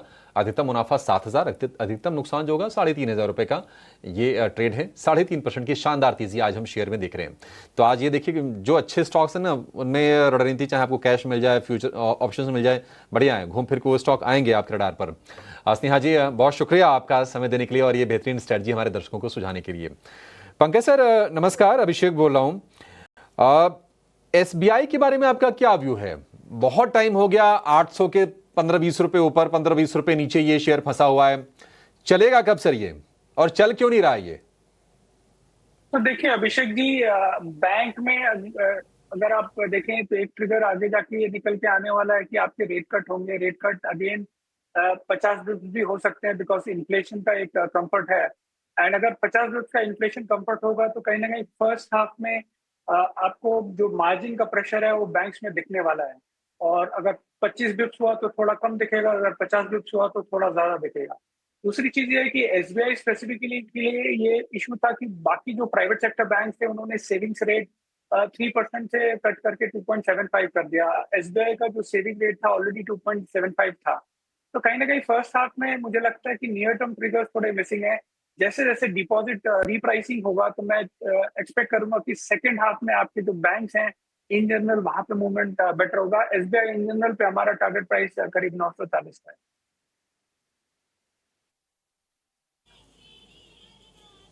SBI का, तो इस पे भी नज़र रखिएगा। लेकिन ऑफ कोर्स बाज़ार में देखें तो अभी भी फ्लैटिशनेस से मूवमेंट है, ज़्यादा कुछ चेंजेस नहीं आया है, नेगेटिव बायस से ट्रेड हो रहा है। लेकिन चलिए अभी जो है एक सवाल मैं पूछना चाहूँगा, और यहाँ पे ऑफ कोर्स ये सवाल है इटर्नल को लेके। यहाँ पे जो है लार्जली आज फ्लैटिश है, उतना कुछ ज़्यादा मूवमेंट आ नहीं रहा है, टुवर्ड्स द डाउन साइड है। ऑलमोस्ट 0.6% का जो है यहाँ पे आपको गिरावट देखने मिल रहा है। लेकिन लार्जली यहाँ पे जो है मेरे सवाल जो है ये एक सिंपल है जतिन जी से। यहाँ पे जो इम्पोर्टेंट टेक्निकल लेवल्स है 224 लेवल्स पे है, यहाँ पे ऑलरेडी थोड़ी सेलिंग भी आई है हायर लेवल से। तो लगता है ये कंसोलिडेशन बेसिस पे ही रहेगा, और या लगता है कि एक डाउन टेक एक और फ्रेश बाउट ऑफ सेलिंग आ सकता है?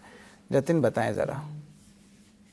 देखिए, अगर जो जोमेटो यानी इंटरनल की बात करूँ तो हमें लगता है कि जो डाउनसाइड है वो बहुत ही लिमिटेड है। हमें लगता है 219-218 पे एक स्ट्रॉन्ग सपोर्ट है।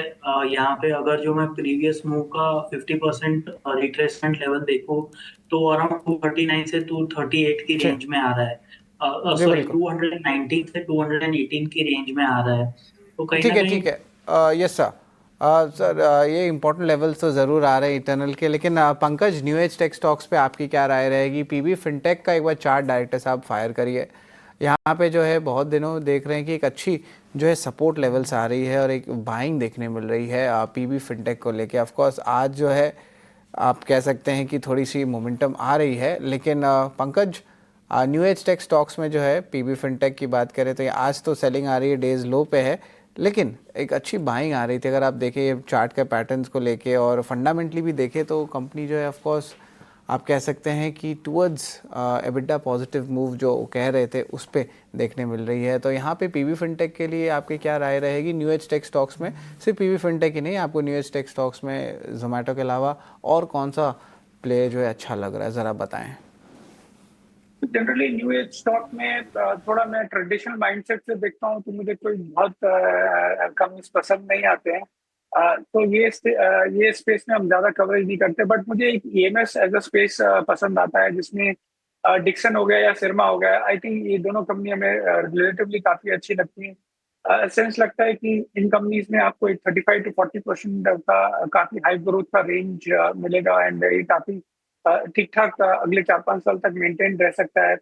एंड तो ये एक स्पेस रिलेटिवली मुझे अच्छा लगता है। अदरवाइज फिनटेक में भी इवेंचुअली मुझे लगता है कि आपका पैसा जो अपॉर्चुनिटी पाए है वो लेंडिंग में ही है, तो लेंडिंग में अगर अपॉर्चुनिटी पाए है तो देन लार्जली फिर मैं ट्रेडिशनली बैंक या एनबीएफसी ही प्रेफर करूँगा। बिल्कुल, thanks for that analysis Pankaj ji. Jatin के साथ थोड़ी सी तकनीकी दिक्कत हुई थी, उन्हें फिर से हम जोड़ रहे हैं, उनसे बातचीत वापस से जारी रखेंगे। लेकिन बुधवार का दिन और बुधवार के दिन होती है कैबिनेट की बैठक। कैबिनेट की बैठक में कई सारे इम्पोर्टेंट मुद्दों पर बातचीत होती है और इस बार बैठक में किसानों को लेकर कई बड़े फैसले हुए हैं। सारी एक्सक्लूसिव डिटेल्स जो हैं हमारे संवाददाता प्रकाश प्रियदर्शी के पास है, आइए उनसे जानते हैं। बताइए प्रकाश, कैबिनेट की बैठक में क्या अहम फैसले लिए गए हैं? देखिए, कैबिनेट की बैठक खत्म हो गई है और सूत्र हमें बता रहे हैं कि कई अहम फैसले हैं जिस पर कैबिनेट की मंजूरी मिली है। और सबसे इम्पोर्टेंट फैसला है किसानों से संबंधित एमएसपी से जुड़ा हुआ, जिसमें कैबिनेट ने खरीफ क्रॉप्स के लिए एमएसपी की मंजूरी दी है मार्केटिंग सीजन 2025-26 के लिए। काफ़ी इंपॉर्टेंट डेवलपमेंट है।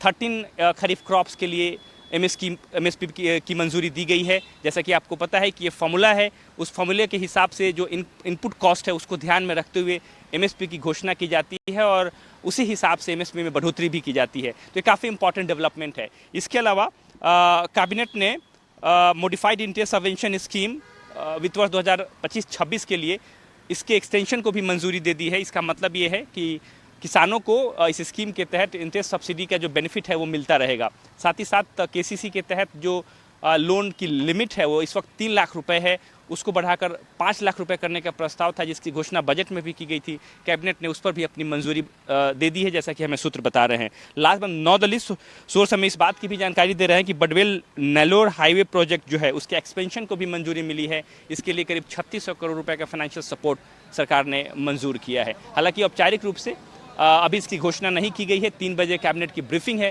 जहां पर सरकार इन फैसलों के बारे में औपचारिक जानकारी देगी।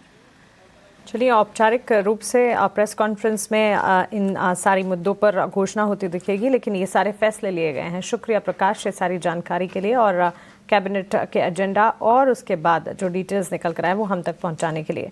किसानों के लिए इस वक्त ये अहम फैसले लिए गए हैं और जहां ये किसानों की बात चली है, एग्रीकल्चर की बात चली है, एक नज़र फर्टिलाइज़र और केमिकल साथ ही एग्री रिलेटेड काउंटर्स पर भी होनी चाहिए। दीपक फर्टिलाइजर के चार्ट्स को देखें, अच्छी खासी मजबूती के बीच ये स्टॉक ट्रेड करता हुआ। पैरादीप फॉस्फेट में भी करीब 5% का इजाफा, अच्छे खासे एक्शन के साथ कामकाज। पंकज जी, एक टेक आपसे जानना चाहेंगे।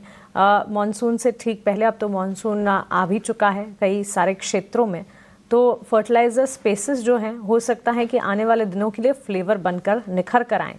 देखिए, दीपक फर्टिलाइज़र में तो आज 6% की तेज़ी है, लेकिन इसके अलावा कई फर्टिलाइज़र स्टॉक्स हैं जहाँ कमज़ोरी भी है।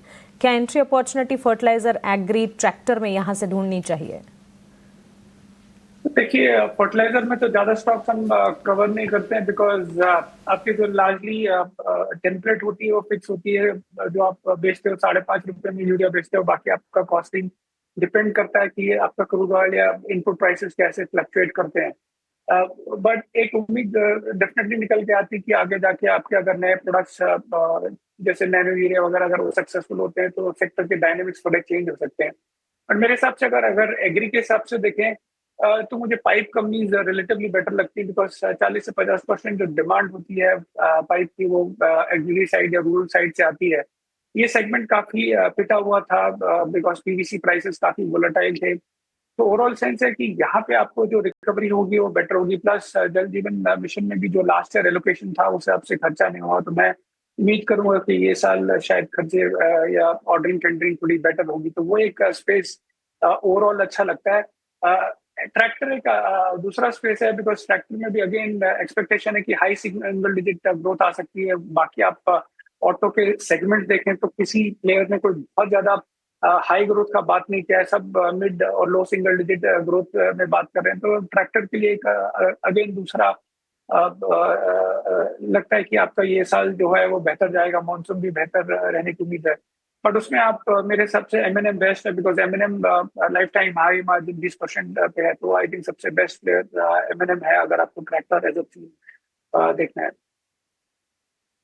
तो चलिए पूरे के पूरे स्पेस पर एक टेक हमें मिलता हुआ। इस बीच एक और स्टॉक है जहां जबरदस्त एक्शन नजर आ रहा है, वो है श्नाइडर इलेक्ट्रिक का स्टॉक का। जतिन हमारे साथ वापस जुड़ गए हैं और जतिन से ही श्नाइडर इलेक्ट्रिक पर सवाल होगा। इस वक्त अगर आप देखें 10% की तेजी इस स्टॉक में दिन के उच्चतम स्तर पर 771 के लेवल्स पर बिग शो का कैंडिडेट बनता हुआ। नतीजे आए थे कंपनी के कल, नंबर्स आने के बाद भी स्टॉक में अच्छा एक्शन था, बिकॉज हर लिहाज से नतीजे काफ़ी पॉजिटिव थे। रेवेन्यूज़ के फ्रंट पर 25% का इजाफा, जतिन सालाना आधार पर ऑफ कोर्स मार्जिन्स में थोड़ा सा डेंट ज़रूर देखने को मिला था, लेकिन all in all numbers positive और कल से ही स्टॉक चल रहा है 771 के लेवल्स पर। श्नाइडर इलेक्ट्रिक पर आपका टेक? देखिए, जो प्राइस एक्शन है बहुत ही स्ट्रॉन्ग प्राइस एक्शन है। हमें लगता है कि टेक्निकली ये एक फॉलिंग चैनल में से ब्रेकआउट आया है, तो एक ट्रेंड रिवर्सल का संकेत है। अभी ये जो मूव है वो अराउंड 880 से लेकर 900 तक के लेवल्स तक कंटिन्यू रह सकती है, जो बहुत ही डिसेंट अप मूव है even from current levels. Considering के कल और आज में ये अच्छा खासा मूव हो गया है, तो रिस्क रिवॉर्ड थोड़ा करंट लेवल्स पे अनफेवरेबल है लॉन्ग पोजीशंस, नई लॉन्ग पोजीशंस लेने के लिए। इसके लिए सजेशन रहेगा कि जब भी ये स्टॉक एक डिप दे अराउंड 740 750 लेवल्स, तो वहां पे आप एंट्री ले सकते हैं। ऊपर में हमें लगता है कि 880 से लेकर 900 तक का एक अपमूव ये स्टॉक में हमें देखने को मिल सकता है।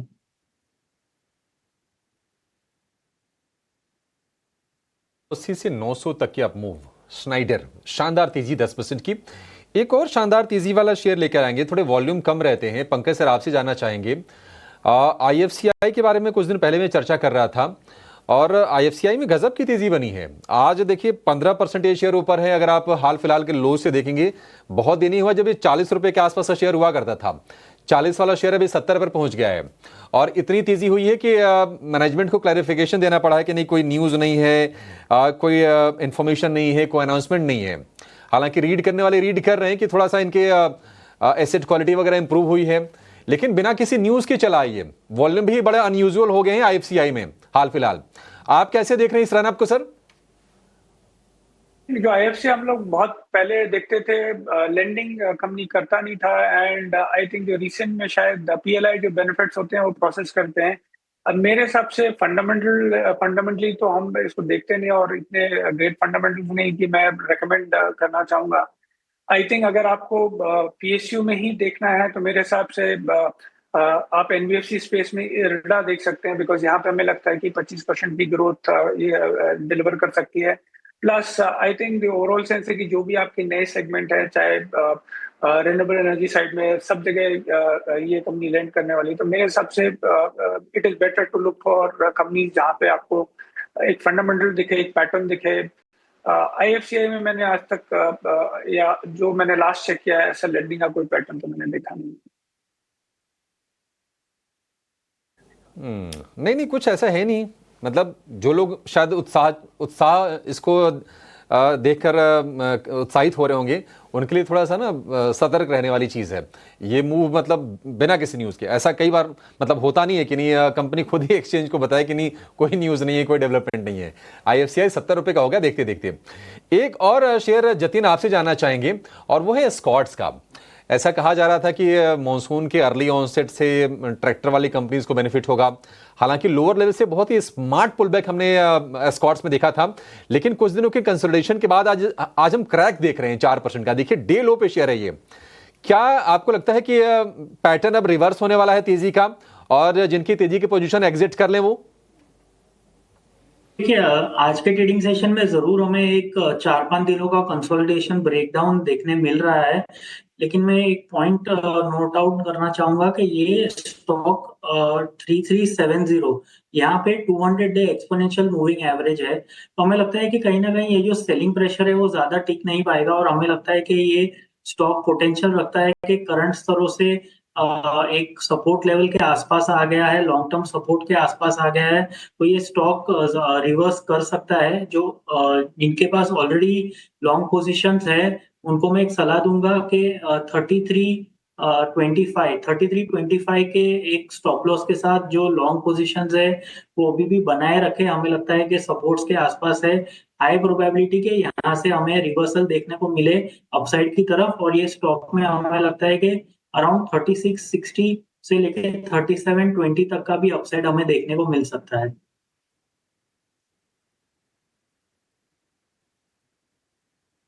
सेवन 3660 से 3720 तक के टारगेट आ सकते हैं अपने सपोर्ट के आसपास से। अगर आपकी तेजी की पोजीशन है तो जो स्टॉप लॉसेस बताए हैं जतिन ने, आप उसको लगा के बने रहिए। जतिन, दो और शेयर जरा आप निकाल के रखिए, एक छोटे से ब्रेक के लिए हम रुकेंगे, और वो है पॉलीकैब के और केईआई के। आज हम दोनों में तेजी देख रहे हैं, और मतलब बहुत ज्यादा तो नहीं लेकिन मूव है, और रीजन ये है कि कॉपर के प्राइसेस 4 हफ्ते के ऊपरी स्तर से थोड़े से नीचे आए हैं। कल 1-1.5% फ्यूचर्स में गिरावट आई है कॉपर के, तो शायद सपोर्ट मिल रहा होगा। आप जरा चेक कीजिएगा, एक छोटे से ब्रेक के बाद फौरन हाजिर होंगे।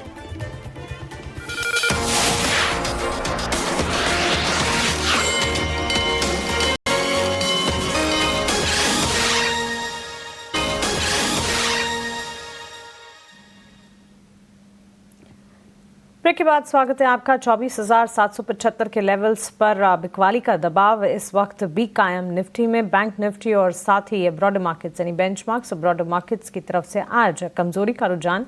81,400 के लेवल्स पर करीब 150 अंकों की कमजोरी सेंसेक्स में भी नजर आएगी। वहीं एडवांस डिक्लाइन रेशियोज में बटा हुआ कामकाज, लेकिन इंडिया विक्स का स्पाइक जो है वो घटना वन एंड ओनली ब्रीदर इस वक्त मार्केट में फिलहाल जो नजर आ रहा है। जहां LIC की हम बात कर रहे थे, इसी के साथ साथ लाइफ इंश्योरेंस प्लेज में HDFC लाइफ, SBI लाइफ के चार्ट्स पर भी एक नज़र होनी चाहिए। HDFC लाइफ में भी अच्छी मजबूती के बीच आज के सत्र में कामकाज देखने को मिला है, और लाइफ इंश्योरेंस का पूरा स्पेस, इस पर एक फंडामेंटल टेक आपसे जानना चाहेंगे पंकज, बिकॉज इन दिनों ब्रोकरेज रिपोर्ट्स भी एक के बाद एक आ रही हैं। LIC का तो जिक्र हमने टेक्निकली एक बार समझा भी और उस पर एक टेक भी जाना, लेकिन फंडामेंटली भी पूरे के पूरे स्पेस पर एक नजरिया बनता है। HDFC लाइफ की ही अगर बात करें, ताज़ा एक रिपोर्ट आई थी CLSA की, जहां उन्होंने अक्यूमुलेट का स्टांस दिया था, टारगेट प्राइसेस भी बढ़ाए थे। लाइफ इंश्योरेंस पूरा का पूरा सेक्टर आपको कैसा लगता है? तो देखिए, करंट सिनारियो में अगर लाइफ इंश्योरेंस के बारे में देखें तो एक अच्छी चीज है कि ये हिस्टोरिकली लोवेस्ट वैल्यूएशंस पे है, बट आई थिंक थोड़े और चीजें हमें देखनी पड़ेंगी। एक तो ये कि अभी टैक्स का कोई डिडक्शन अलाउड नहीं है, एंड देन एक GST का भी एक एंटिसिपेशन है कि आगे जाके रेट कट होगा। ओवरऑल सेंस है कि आपका जो लाइफ इंश्योरेंस इंडस्ट्री है 12 से ज्यादा % का ग्रोथ कर सकता है, बट आई थिंक कहीं ना कहीं मैं जनरली प्रेफर करता हूँ नॉन बैंक्स में एसेट मैनेजमेंट कंपनीज, बिकॉज जैसे वहां पे आपने एक नया एसेट क्लास इंट्रोड्यूस किया है जहां पे टिकट साइज 10 लाख है, प्लस ओवरऑल चाहे वो मार्केट में लार्ज कैप चले, मिड कैप चले या स्मॉल कैप चले, तो मेरे हिसाब से इंश्योरेंस इंडस्ट्री हालांकि वैल्यूएशन अट्रैक्टिव है, बट कहीं ना कहीं मैं ग्रोथ के हिसाब से AMCs को प्रेफर करूंगा, जिसमें HDFC AMC हो या फिर निपॉन एसेट मैनेजमेंट कंपनी हो। आई थिंक ये मैं प्रेफर करूंगा, बिकॉज ओवरऑल सेंसेस की जो भी आपके अर्निंग ग्रोथ है वो कहीं ना कहीं लार्ज कैप मिड कैप के प्राइस गेन में ट्रांसलेट होंगे, प्लस जो आपका एक कंजम्पशन का एक जो पैटर्न चेंज हो रहा है, जो वॉलेट शेयर चेंज हो रहा है, तो कहीं ना कहीं उसका बेनिफिट भी आपको इंश्योरेंस कंपनीज के बजाय बल्कि एसेट मैनेजमेंट कंपनीज को मिलेगा। मेरे हिसाब से मैं एसेट मैनेजमेंट कंपनीज को प्रेफर करूंगा। कंपैरिजन करना है तो लाइफ इंश्योरेंस के सामने पसंद आती है हमारे फंडामेंटल एक्सपर्ट को। कुछ और स्टॉक्स और डिफेंस के सेक्टर पर एक नज़र होनी चाहिए, defence and ship building space. Jatin, आपसे राय जानना चाहेंगे, एक BEL को अगर छोड़ दें, आज डिफेंस स्टॉक्स मानो एक अपॉर्चुनिटी दे रहे हैं। Hindustan aeronautics limited, Bharat dynamics limited में बिकवाली का दबाव है। शिप बिल्डिंग स्पेस हालांकि आज भी मजबूती के साथ ट्रेड करता हुआ, कोचीन शिपयार्ड में करीब 1.5% की तेज़ी नज़र आ रही है। इसी के साथ साथ मैसगांव डॉक में भी अच्छा खासा एक्शन है। Defence sector, ship building space में कोई चुनिंदा स्क्रिप्ट्स जो आपको पसंद आते हैं? देखिए, जो भी डिफेंस और शिप बिल्डिंग स्पेस के जो स्टॉक्स है वो हमें लगता है कि पिछले 1 से 2 हफ्तों में जो हमें अपमूव देखने मिला है, तो उसका एक कंसोलिडेशन फेज में जरूर जा सकते हैं, क्योंकि एक शार्प रनअप देखने मिला था और उसके बाद टेक्निकली थोड़े ओवरबॉट हो गए और डेली चार्ट्स के ऊपर डाइवर्जेंस के साइंस दिखाई दे रहे हैं, यानी कि प्राइस एक नया हाई बना रहा है लेकिन मोमेंटम इंडिकेटर नहीं बना रहा है। तो कहीं न कहीं इस सिनेरियो में हमें देखने को मिल सकता है कि कुछ दिनों तक एक कंसोलिडेशन फेज़ ज़रूर देखने मिल सकता है, लेकिन ओवरऑल जो ट्रेंड है अभी भी पॉजिटिव है। अगर जो एक प्रेफर्ड पिक की बात करूँ तो हमें लगता है कि बीईएल तो एक है ही, लेकिन साथ ही साथ में अगर जो एचएएल है जो अपने हाइज़ तक अभी तक नहीं गया है, तो वहाँ पे एक अपॉर्च्युनिटी बन रही है, लेकिन वहाँ पे भी हमें लगता है कि डिप्स आती है 48-50 तो वहाँ पे बाइंग करें जहाँ पे 20 डे का एवरेज है, तो 20 डे के एवरेज के आसपास आता है 4850 वहाँ पे बाइंग इनिशिएट करनी चाहिए। ऊपर में हमें लगता है कि मीडियम टर्म में ये 5670 तक जो कि उसका प्रीवियस ऑल टाइम था हाई था, वहाँ तक जाने की क्षमता रखता है, लेकिन बाय ऑन डिप्स की सलाह रहेगी।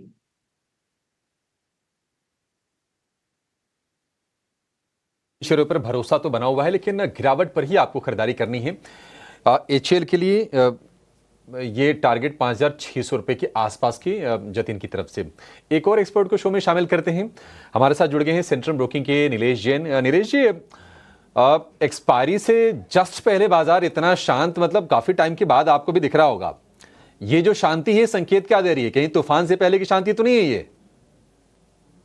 Very good afternoon to Abhishek ji, good afternoon everyone. बिल्कुल देखिए अभिषेक जी, कल हमने ऑलरेडी एक बड़ा स्पर्ट और बड़ा वॉलेटाइल सेशन देखा था जहां पे सेंसेक्स की एक्सपायरी के चलते मार्केट में एक बड़ी मूव बड़ी वॉलेटिलिटी हमें देखने को मिली थी।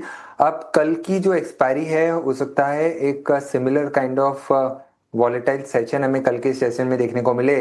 हालांकि एक पॉजिटिव डेवलपमेंट आज के दिन में ये हुआ है कि इंडिया वीक्स वॉलेटिलिटी इंडेक्स में 2.5% का डिक्लाइन आया है।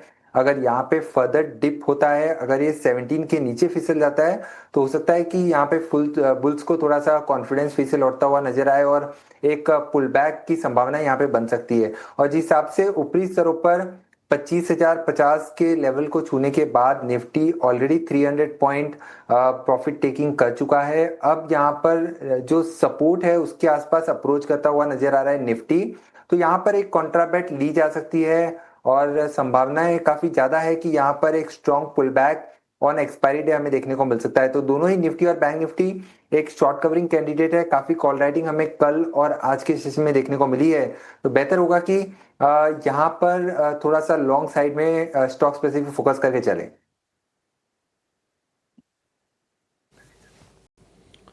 ठीक है, स्टॉक्स पर फोकस करके चलें। आपसे स्टॉक्स भी जानेंगे नीलेश जी, थोड़ा सा बस वेट कर लीजिए आप। बजाज ऑटो के नंबर्स कल आएंगे Q4 के। हालांकि नतीजों से पहले हम देख रहे हैं कि मई में अपने लोअर लेवल से 1,000-1,200 पॉइंट की रफ्तार बजाज ऑटो का शेयर दिखा चुका है। आज थोड़ा सा नरम है नतीजों से पहले, लेकिन नतीजों को लेकर अनुमान क्या है, क्योंकि अब इक्के दुक्के नतीजे रह गए हैं। अनुमान लेकर हमारी सहयोगी सृष्टि शर्मा जुड़ गई हैं। सृष्टि, बताइए क्या उम्मीदें हैं बजाज ऑटो से? तो बजाज ऑटो नंबर्स की बात करें तो सबसे पहले इनके वॉल्यूम्स पे नज़र डालते हैं, क्योंकि उसका सीधा असर इनके ओवरऑल आंकड़ों पे पड़ेगा। सबसे पहले जो कुल वॉल्यूम है वो लगभग 3.5% की वहाँ पे हमने बढ़त देखी है। हालांकि तिमाही दर तिमाही एक डिक्लाइन ज़रूर दिखाया है, पर एक्सपोर्ट्स में शानदार प्रदर्शन रहा। 19% का एक्सपोर्ट्स में जंप आते हुए दिखा। साथ ही साथ डोमेस्टिक की इसके सामने बात करें तो 7% की गिरावट इनके ओवरऑल वॉल्यूम्स में रही साल दर साल कंपैरिजन में। अब अगर इनके नंबर्स पे कुछ फैक्टर्स देखें तो यहाँ पर एवरेज सेलिंग प्राइस जो है थोड़ा सा बढ़ते हुए जरूर नजर आएगा। जो प्रोडक्ट मिक्स है वो थोड़ा बेहतर होते हुए जरूर दिखा है, और करेंसी डिप्रिसिएशन या करेंसी के मूवमेंट का भी जो है इनको एक फायदा जरूर मिलता हुआ दिखेगा बजाज ऑटो के केस में। इसी के साथ साथ अगर हम देखें तो इनकी कुल आय जो है लगभग 11,914 करोड़ रह सकती है, ऐसी हम उम्मीद लगा के चल रहे हैं। EBITDA के फ्रंट पे 2,408 करोड़ हमारी उम्मीद है, और मार्जिन पे भी नजर रखिएगा क्योंकि एब्सोल्युटली फ्लैट, चाहे आप तिमाही दर तिमाही देख लीजिए या साल दर साल, 20.2% हम कंपनी के मार्जिन आते हुए देख सकते हैं। और आखिरी में प्रॉफिट फिगर पे 1990 करोड़ हमारी उम्मीद है कि कंपनी अपना मुनाफा दर्ज करनी चाहिए। तो ये तो बात रही नंबर्स के फ्रंट पे, पर इसके अलावा आगे के लिए क्या कंपनी का ग्रोथ आउटलुक है, KTM के रिवाइवल के लिए क्या कुछ उनकी तैयारियां हैं, और साथ ही PLI का बेनिफिट अब किस तरीके से दिख रहा है, ये सभी मैनेजमेंट की कमेंट्री पर इनकी डिटेल्स पे हम ध्यान जरूर रखेंगे। ठीक है, आय 4%, मुनाफा 3% ये बढ़ने का अनुमान है। वॉल्यूम ग्रोथ पर नजर रहेगी, मार्जिन वगैरह देखते हैं किस तरह के रहते हैं। नीलेश भाई, एक बजाज ऑटो पर भी व्यू दे दीजिए और जरा अपने शेयर बताइए, आपने क्या स्टडी किया है और आपके हिसाब से कहां पर पैसे बन सकते हैं? हाँ बिल्कुल, देखिए सबसे पहले बजाज ऑटो इस पर्टिकुलर स्टॉक में पिछले जो 2-3 दिनों की तेजी थी, आज थोड़ा सा ब्रेक लगता हुआ नजर आ रहा है। थोड़ी प्रॉफिट टेकिंग हमें देखने को मिल रही है और रीजन है कि जो 9000 का एक साइकोलॉजिकल लेवल है, वहां पे रेजिस्टेंस ये काउंटर फेस कर रहा है। तो अब नई तेजी इस पर तब बनेगी जब ये 9000 का लेवल डिसाइसिवली ब्रेक करेगा। उसके बाद 9300 से 9500 तक का मुंह में आता हुआ नजर आएगा। ओवरऑल अंडरटोन अभी भी पॉजिटिव बना हुआ है, 8500 का काफी स्ट्रॉन्ग सपोर्ट है। अब यहाँ पर जैसे कि मैंने कहा कि लॉन्ग साइड के ट्रेड्स हैं और स्टॉक स्पेसिफिक का अप्रोच पर फोकस करना चाहिए। सबसे पहले शुगर स्पेस में से जिस हिसाब से अट्रैक्शन हमें आज देखने को मिल रहा है, बलरामपुर चीनी एक पर्टिकुलर काउंटर है। पिछले लगभग 2 से 3 सप्ताह का जो कंसोलिडेशन था, उसका ब्रेकआउट यहाँ पे आता हुआ नजर आ रहा है with a good volume activity. तो यहाँ पर एक फॉलोअप मूव हमें बलरामपुर चीनी में देखने को मिल सकता है। 582 से 588 तक की अपसाइड के लिए इस पर्टिकुलर स्टॉक को लॉन्ग करके चल सकते हैं। 565 का स्टॉप लॉस रखना होगा। वहीं जो दूसरा स्टॉक रडार पर है, देखिए पीएसयू बैंक्स में पिछले कुछ दिनों से जिस हिसाब से एक साइडवेज एक्शन देखने को मिल रहा था और पिछले 2 दिनों में एक पॉजिटिव अट्रैक्शन वहां पे लौटता हुआ नजर आ रहा है। तो कैनरा बैंक एक पर्टिकुलर स्टॉक है जहां पर एक काफी बेहतरीन ब्रेकआउट हमें आज देखने को मिल रहा है। तो स्टॉक में यहाँ पर अभी भी जो मोमेंटम है वो एक्सटेंड हो सकता है। 112 से लेके 114 तक की अपसाइड हमें कैनरा बैंक इस पर्टिकुलर स्टॉक में देखने को मिल सकती है। तो 114 और मैं कहूंगा 115 का टारगेट को ध्यान में रख के 108 रुपए का स्टॉप लॉस करना होगा और कैनरा बैंक को लॉन्ग करके चल सकते हैं। ठीक है, 108 के स्टॉप लॉस से आप कैनरा बैंक को लॉन्ग कीजिए। बलरामपुर चीनी काफ़ी टाइम के बाद रेकमेंड हो रहा है, 565 रुपए का स्टॉप लॉस लगा लीजिए और बलरामपुर चीनी को भी आपको लिए खरीदारी करने की सलाह है नीलेश जी की तरफ से। इस बीच कैबिनेट से खरीफ फसलों की एमएसपी बढ़ाने को मंजूरी मिल गई है, ये एक खबर निकल के आ रही है। 2025-26 सीजन के लिए एमएसपी बढ़ाने को मंजूरी मिली है। कितनी एमएसपी बढ़ रही है, बाकी इसकी डिटेल्स भी आएंगी। हमारी टिकर टीम लगातार आपके लिए फ्लैश करके वो आंकड़े सामने रखेगी। फिलहाल एक छोटे से ब्रेक का वक्त हो गया, हमारे एक्सपर्ट्स बने हुए हैं। ब्रेक के बाद जब लौटेंगे तो आपके लिए बीटीएसटी एसटीबीटी के अच्छे ट्रेड समझने की कोशिश करेंगे और कुछ इवेंट्स हैं उस पर भी करेंगे फोकस।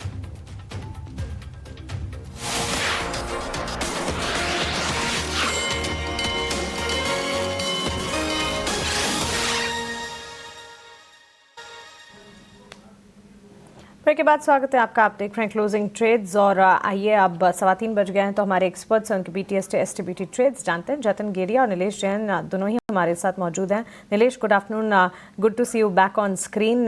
बताइए आपकी तरफ से बीटीएसटी एसटीबीटी ट्रेड्स क्या होंगे?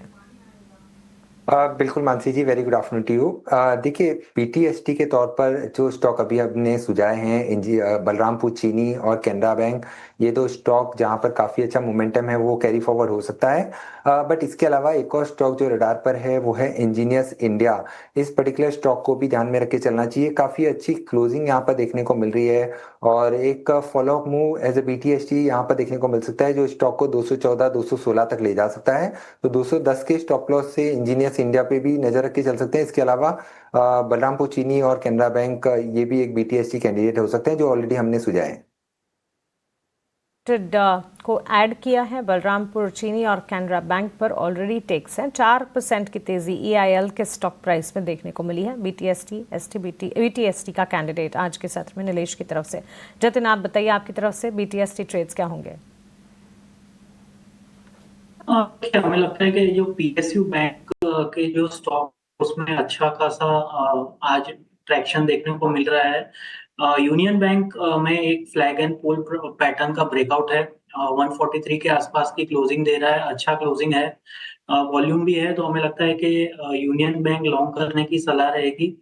इसमें आपको स्टॉप लॉस रखना होगा 140 का और ऊपर में 147 से लेके 149 के टारगेट हम एक्सपेक्ट करेंगे। तो union bank PSU bank space में से लॉन्ग करने की सलाह रहेगी। स्पेस से यूनियन बैंक पर भरोसा बन रहा है और इस वक्त अगर आप देखेंगे बैंक्स एंड फाइनेंशियल्स ही है जो कि इस वक्त मार्केट को सबसे ज़्यादा सपोर्ट करने का काम भी कर रहे हैं और हमारे एक्सपर्ट्स के भी रेडार पर ये सारे स्टॉक्स। ऑन दिस नोट एक छोटे से ब्रेक के लिए हम रुक रहे हैं। ब्रेक के उस पार क्यूज इवेंट्स आपके सामने रखेंगे और एक स्टॉक पर रिसर्च भी आपके लिए लेकर आएंगे। आप बने रहें।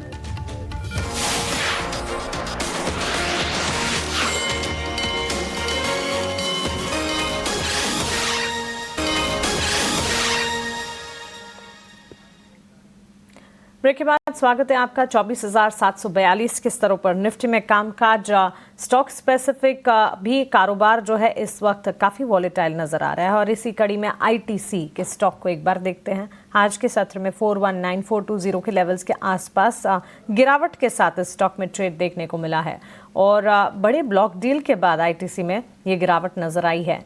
क्या है इस ब्लॉक डील के मायने, सारी डिटेल्स आइए एक बार अभिषेक से समझ लेते हैं, उसके बाद एक्सपर्ट से उनका टेक भी जानेंगे इस पर। अभिषेक, पिछले 6 महीने के ट्रेंड को भी अगर आप देखेंगे, आईटीसी में कोई अपमूव था नहीं और अब ये जो डील की खबर आई है, सेंटिमेंट माहौल और ज़्यादा बिगड़ा इसके बाद।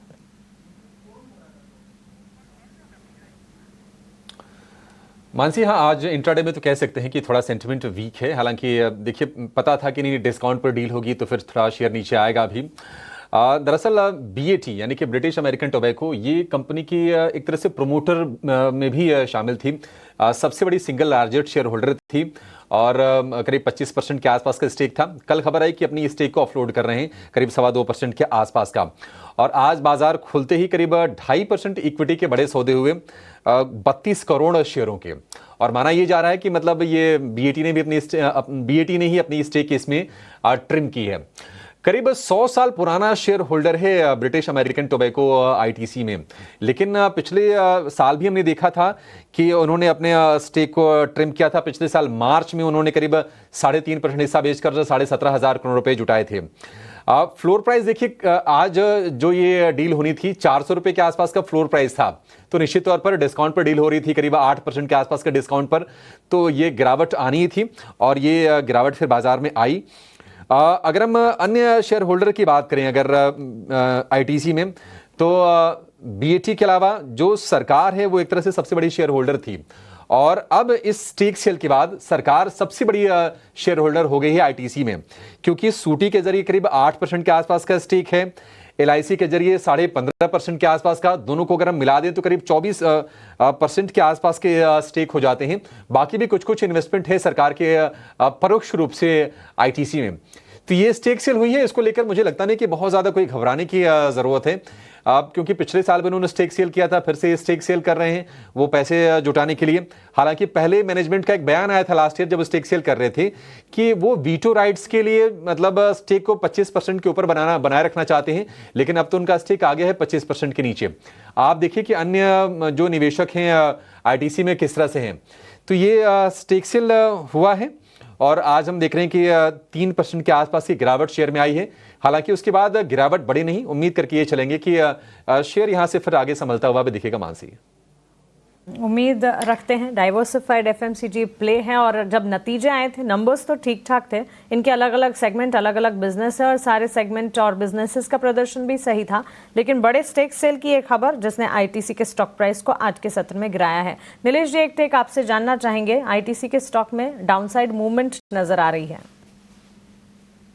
देखिए मानसी जी, बिल्कुल आज एक गैप डाउन ओपन जरूर हुआ था ये स्टॉक, बट अच्छी बात ये है कि काउंटर निचले स्तरों से आज एक रिकवरी दिखा के संभलता हुआ नजर आ रहा है, और रिकवरी जहां से आई है वो एक इंपॉर्टेंट लेवल है जो 200 डे एक्सपोनेंशियल मूविंग एवरेज, साथ ही साथ 50 डे मूविंग एवरेज, ये क्लस्टर ऑफ सपोर्ट 415 पर है। तो 415 के नीचे जब तक काउंटर क्लोज नहीं करता है तब तक यहाँ पर अगर लॉन्ग पोजीशन है तो एक बार के लिए बने रह सकते हैं, और अगर फ्रेश एंट्री करनी है तो यहाँ पर इसे एक्यूमुलेट करके चल सकते हैं। थोड़े पोजीशन लिहाज से मेरे ख्याल से एक अच्छी अपॉर्चुनिटी हो सकती है इस पर्टिकुलर स्टॉक में निवेश के लिहाज से, और काउंटर में गोइंग फॉरवर्ड हमें फिर से 430 और 435 तक के लेवल देखने को मिल सकते हैं। तो थोड़ा सा पोजीशन नजरिया रख के इसे एक्यूमुलेट करके चल सकते हैं। नजरिया रखना होगा। शॉर्ट टर्म में फ्रिक्शन जरूर नजर आ सकता है, लेकिन न्यूज़ फ्लो का इम्पैक्ट है फिलहाल जो आईटीसी पर नजर आ रहा है। इसे वॉच आउट करते ज़रूर रहेंगे। इम्पॉर्टेंट क्यूज़ की अगर बात करें, कल के लिए सबसे इम्पॉर्टेंट क्यू तो मंथली एक्सपायरी है। महीने का आखिरी गुरुवार और मंथली एक्सपायरी पर सभी की नज़र रहेगी और इस एक्सपायरी के साथ साथ वॉलेटाइल ट्रेड्स ऑलरेडी आज देखने को मिले हैं, तो मार्केट की एक्सपायरी के साथ कल का सत्र कैसा दिखेगा इस पर भी खास तौर से नज़र रखेंगे। कुछ ग्लोबल अर्निंग्स भी हैं जिस पर नज़र रखनी है और डेल, सेल्सफोर्स जैसी कंपनियों के नतीजे आने वाले हैं ग्लोबल मार्केट में। डोमेस्टिक मार्केट में निफ्टी स्पेस में बजाज ऑटो का एक नंबर आने वाला है। उसके अलावा कैश एफएनओ के लिस्ट है और कैश से जुड़ी कंपनियों की अगर बात करें, रियल एस्टेट स्पेस से जुड़ी दो कंपनियां हैं, शोभा लिमिटेड और प्रेस्टीज एस्टेट। नीलेश, शोभा लिमिटेड, प्रेस्टीज एस्टेट और रियल एस्टेट बास्केट पर ही एक टेक जानना चाहेंगे, क्योंकि आज के सत्र में भले ही वॉलेटिलिटी नजर आ रही है लेकिन रियल एस्टेट स्टॉक्स में मोमेंटम जरूर दिखता है। का मानसी जी, आपने यहाँ पर अगर आप रियल्टी स्पेस का थोड़ा पोजिशनल नजरिया रखें तो पूरे सेक्टर में एक रिवाइवल देखने को मिल रहा है निचले स्तरों से, जिस हिसाब से एक सीरीज ऑफ हाइट एंड हाइपोटोन फॉर्मेशन बनता हुआ नजर आ रहा है। प्रेस्टीज के अलावा लोधा इस पर्टिकुलर स्टॉक ने इनफैक्ट एक आउट परफॉर्मेंस दिखाया है और उसी को एक कैचअप प्ले यहाँ पर शोभा और प्रेस्टीज में देखने को मिल रहा है। अगर हम इंडिविजुअल स्टॉक की बात करें तो प्रेस्टीज में अगर सपोर्ट देखें तो 1400 के आसपास का है, तो 1400 के लेवल जब तक इंटैक्ट है तब तक यहाँ पर लॉन्ग पोजीशन है तो बने रह सकते हैं और ऊपरी स्तर पर 1470 और 1500 तक का मूव हमें देखने को मिल सकता है। वहीं शोभा ये पर्टिकुलर स्टॉक इनफैक्ट आज एक अटेम्प्ट कर रहा है अपने 200 डे एक्सपोनेंशियल मूविंग एवरेज को ब्रेक करने का, तो 1420 1440 तक की अपसाइड देखने को मिल सकती है, प्रोवाइडेड ये 1360 के लेवल को निचले स्तर पर ना ब्रेक करें। तो 1360 के स्टॉप लॉस से लॉन्ग पोजीशन है तो यहाँ पर भी बने रह सकते हैं। ठीक है, शोभा को लेकर ये व्यू 1360 का, इसमें आप स्टॉप लॉस लगा के चलिए। आज टेलीकॉम इक्विपमेंट वाले शेयरों में अच्छी तेजी हो रही है। टेलीकॉम की अगर बात करें तो भारतीय एयरटेल ने 1800 रुपये के आसपास सपोर्ट लिया था और वहां से फिर लगातार हम तेजी देख रहे हैं।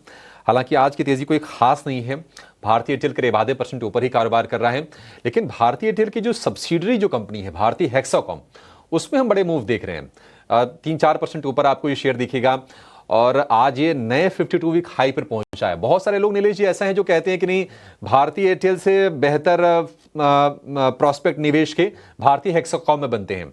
आप जरा ट्रेड चेक करके बताइए कि दोनों में से क्या बेहतर लग रहा है आपको। देखिए अभिषेक जी, अगर हम डेटा के हिसाब से देखें तो डेटा हमारे पास सबसे ज्यादा अवेलेबल है भारतीय एयरटेल के, और एक ग्रेजुअल अपमूव अगर किसी को प्ले करना है, एक stable counter with in telecom space अगर किसी को चूज करना है तो नो डाउट वो भारतीय एयरटेल ही होगा, जहां पर शॉर्ट टू मीडियम टर्म के लिहाज से अभी भी पोटेंशियल है कि ये 2000 तक के लेवल को छूता हुआ नजर आ सकता है। 1790 के स्टॉप लॉस से यहाँ पर नजरिया रख के चल सकते हैं लॉन्ग साइड में।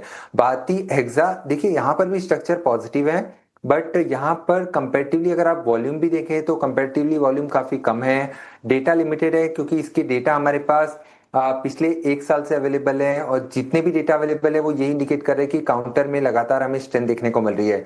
तो मोमेंटम प्ले करना है purely from a short term perspective तो भारतीय हेक्सा को रडार पे रख के चल सकते हैं। 1820 1840 तक का मोमेंटम यहाँ पे देखने को मिल सकता है। 1720 के स्टॉप लॉस से थोड़ी सी डिप मिले तो भारतीय हेक्सा को शॉर्ट टर्म के लिहाज से प्ले करके चल सकते हैं।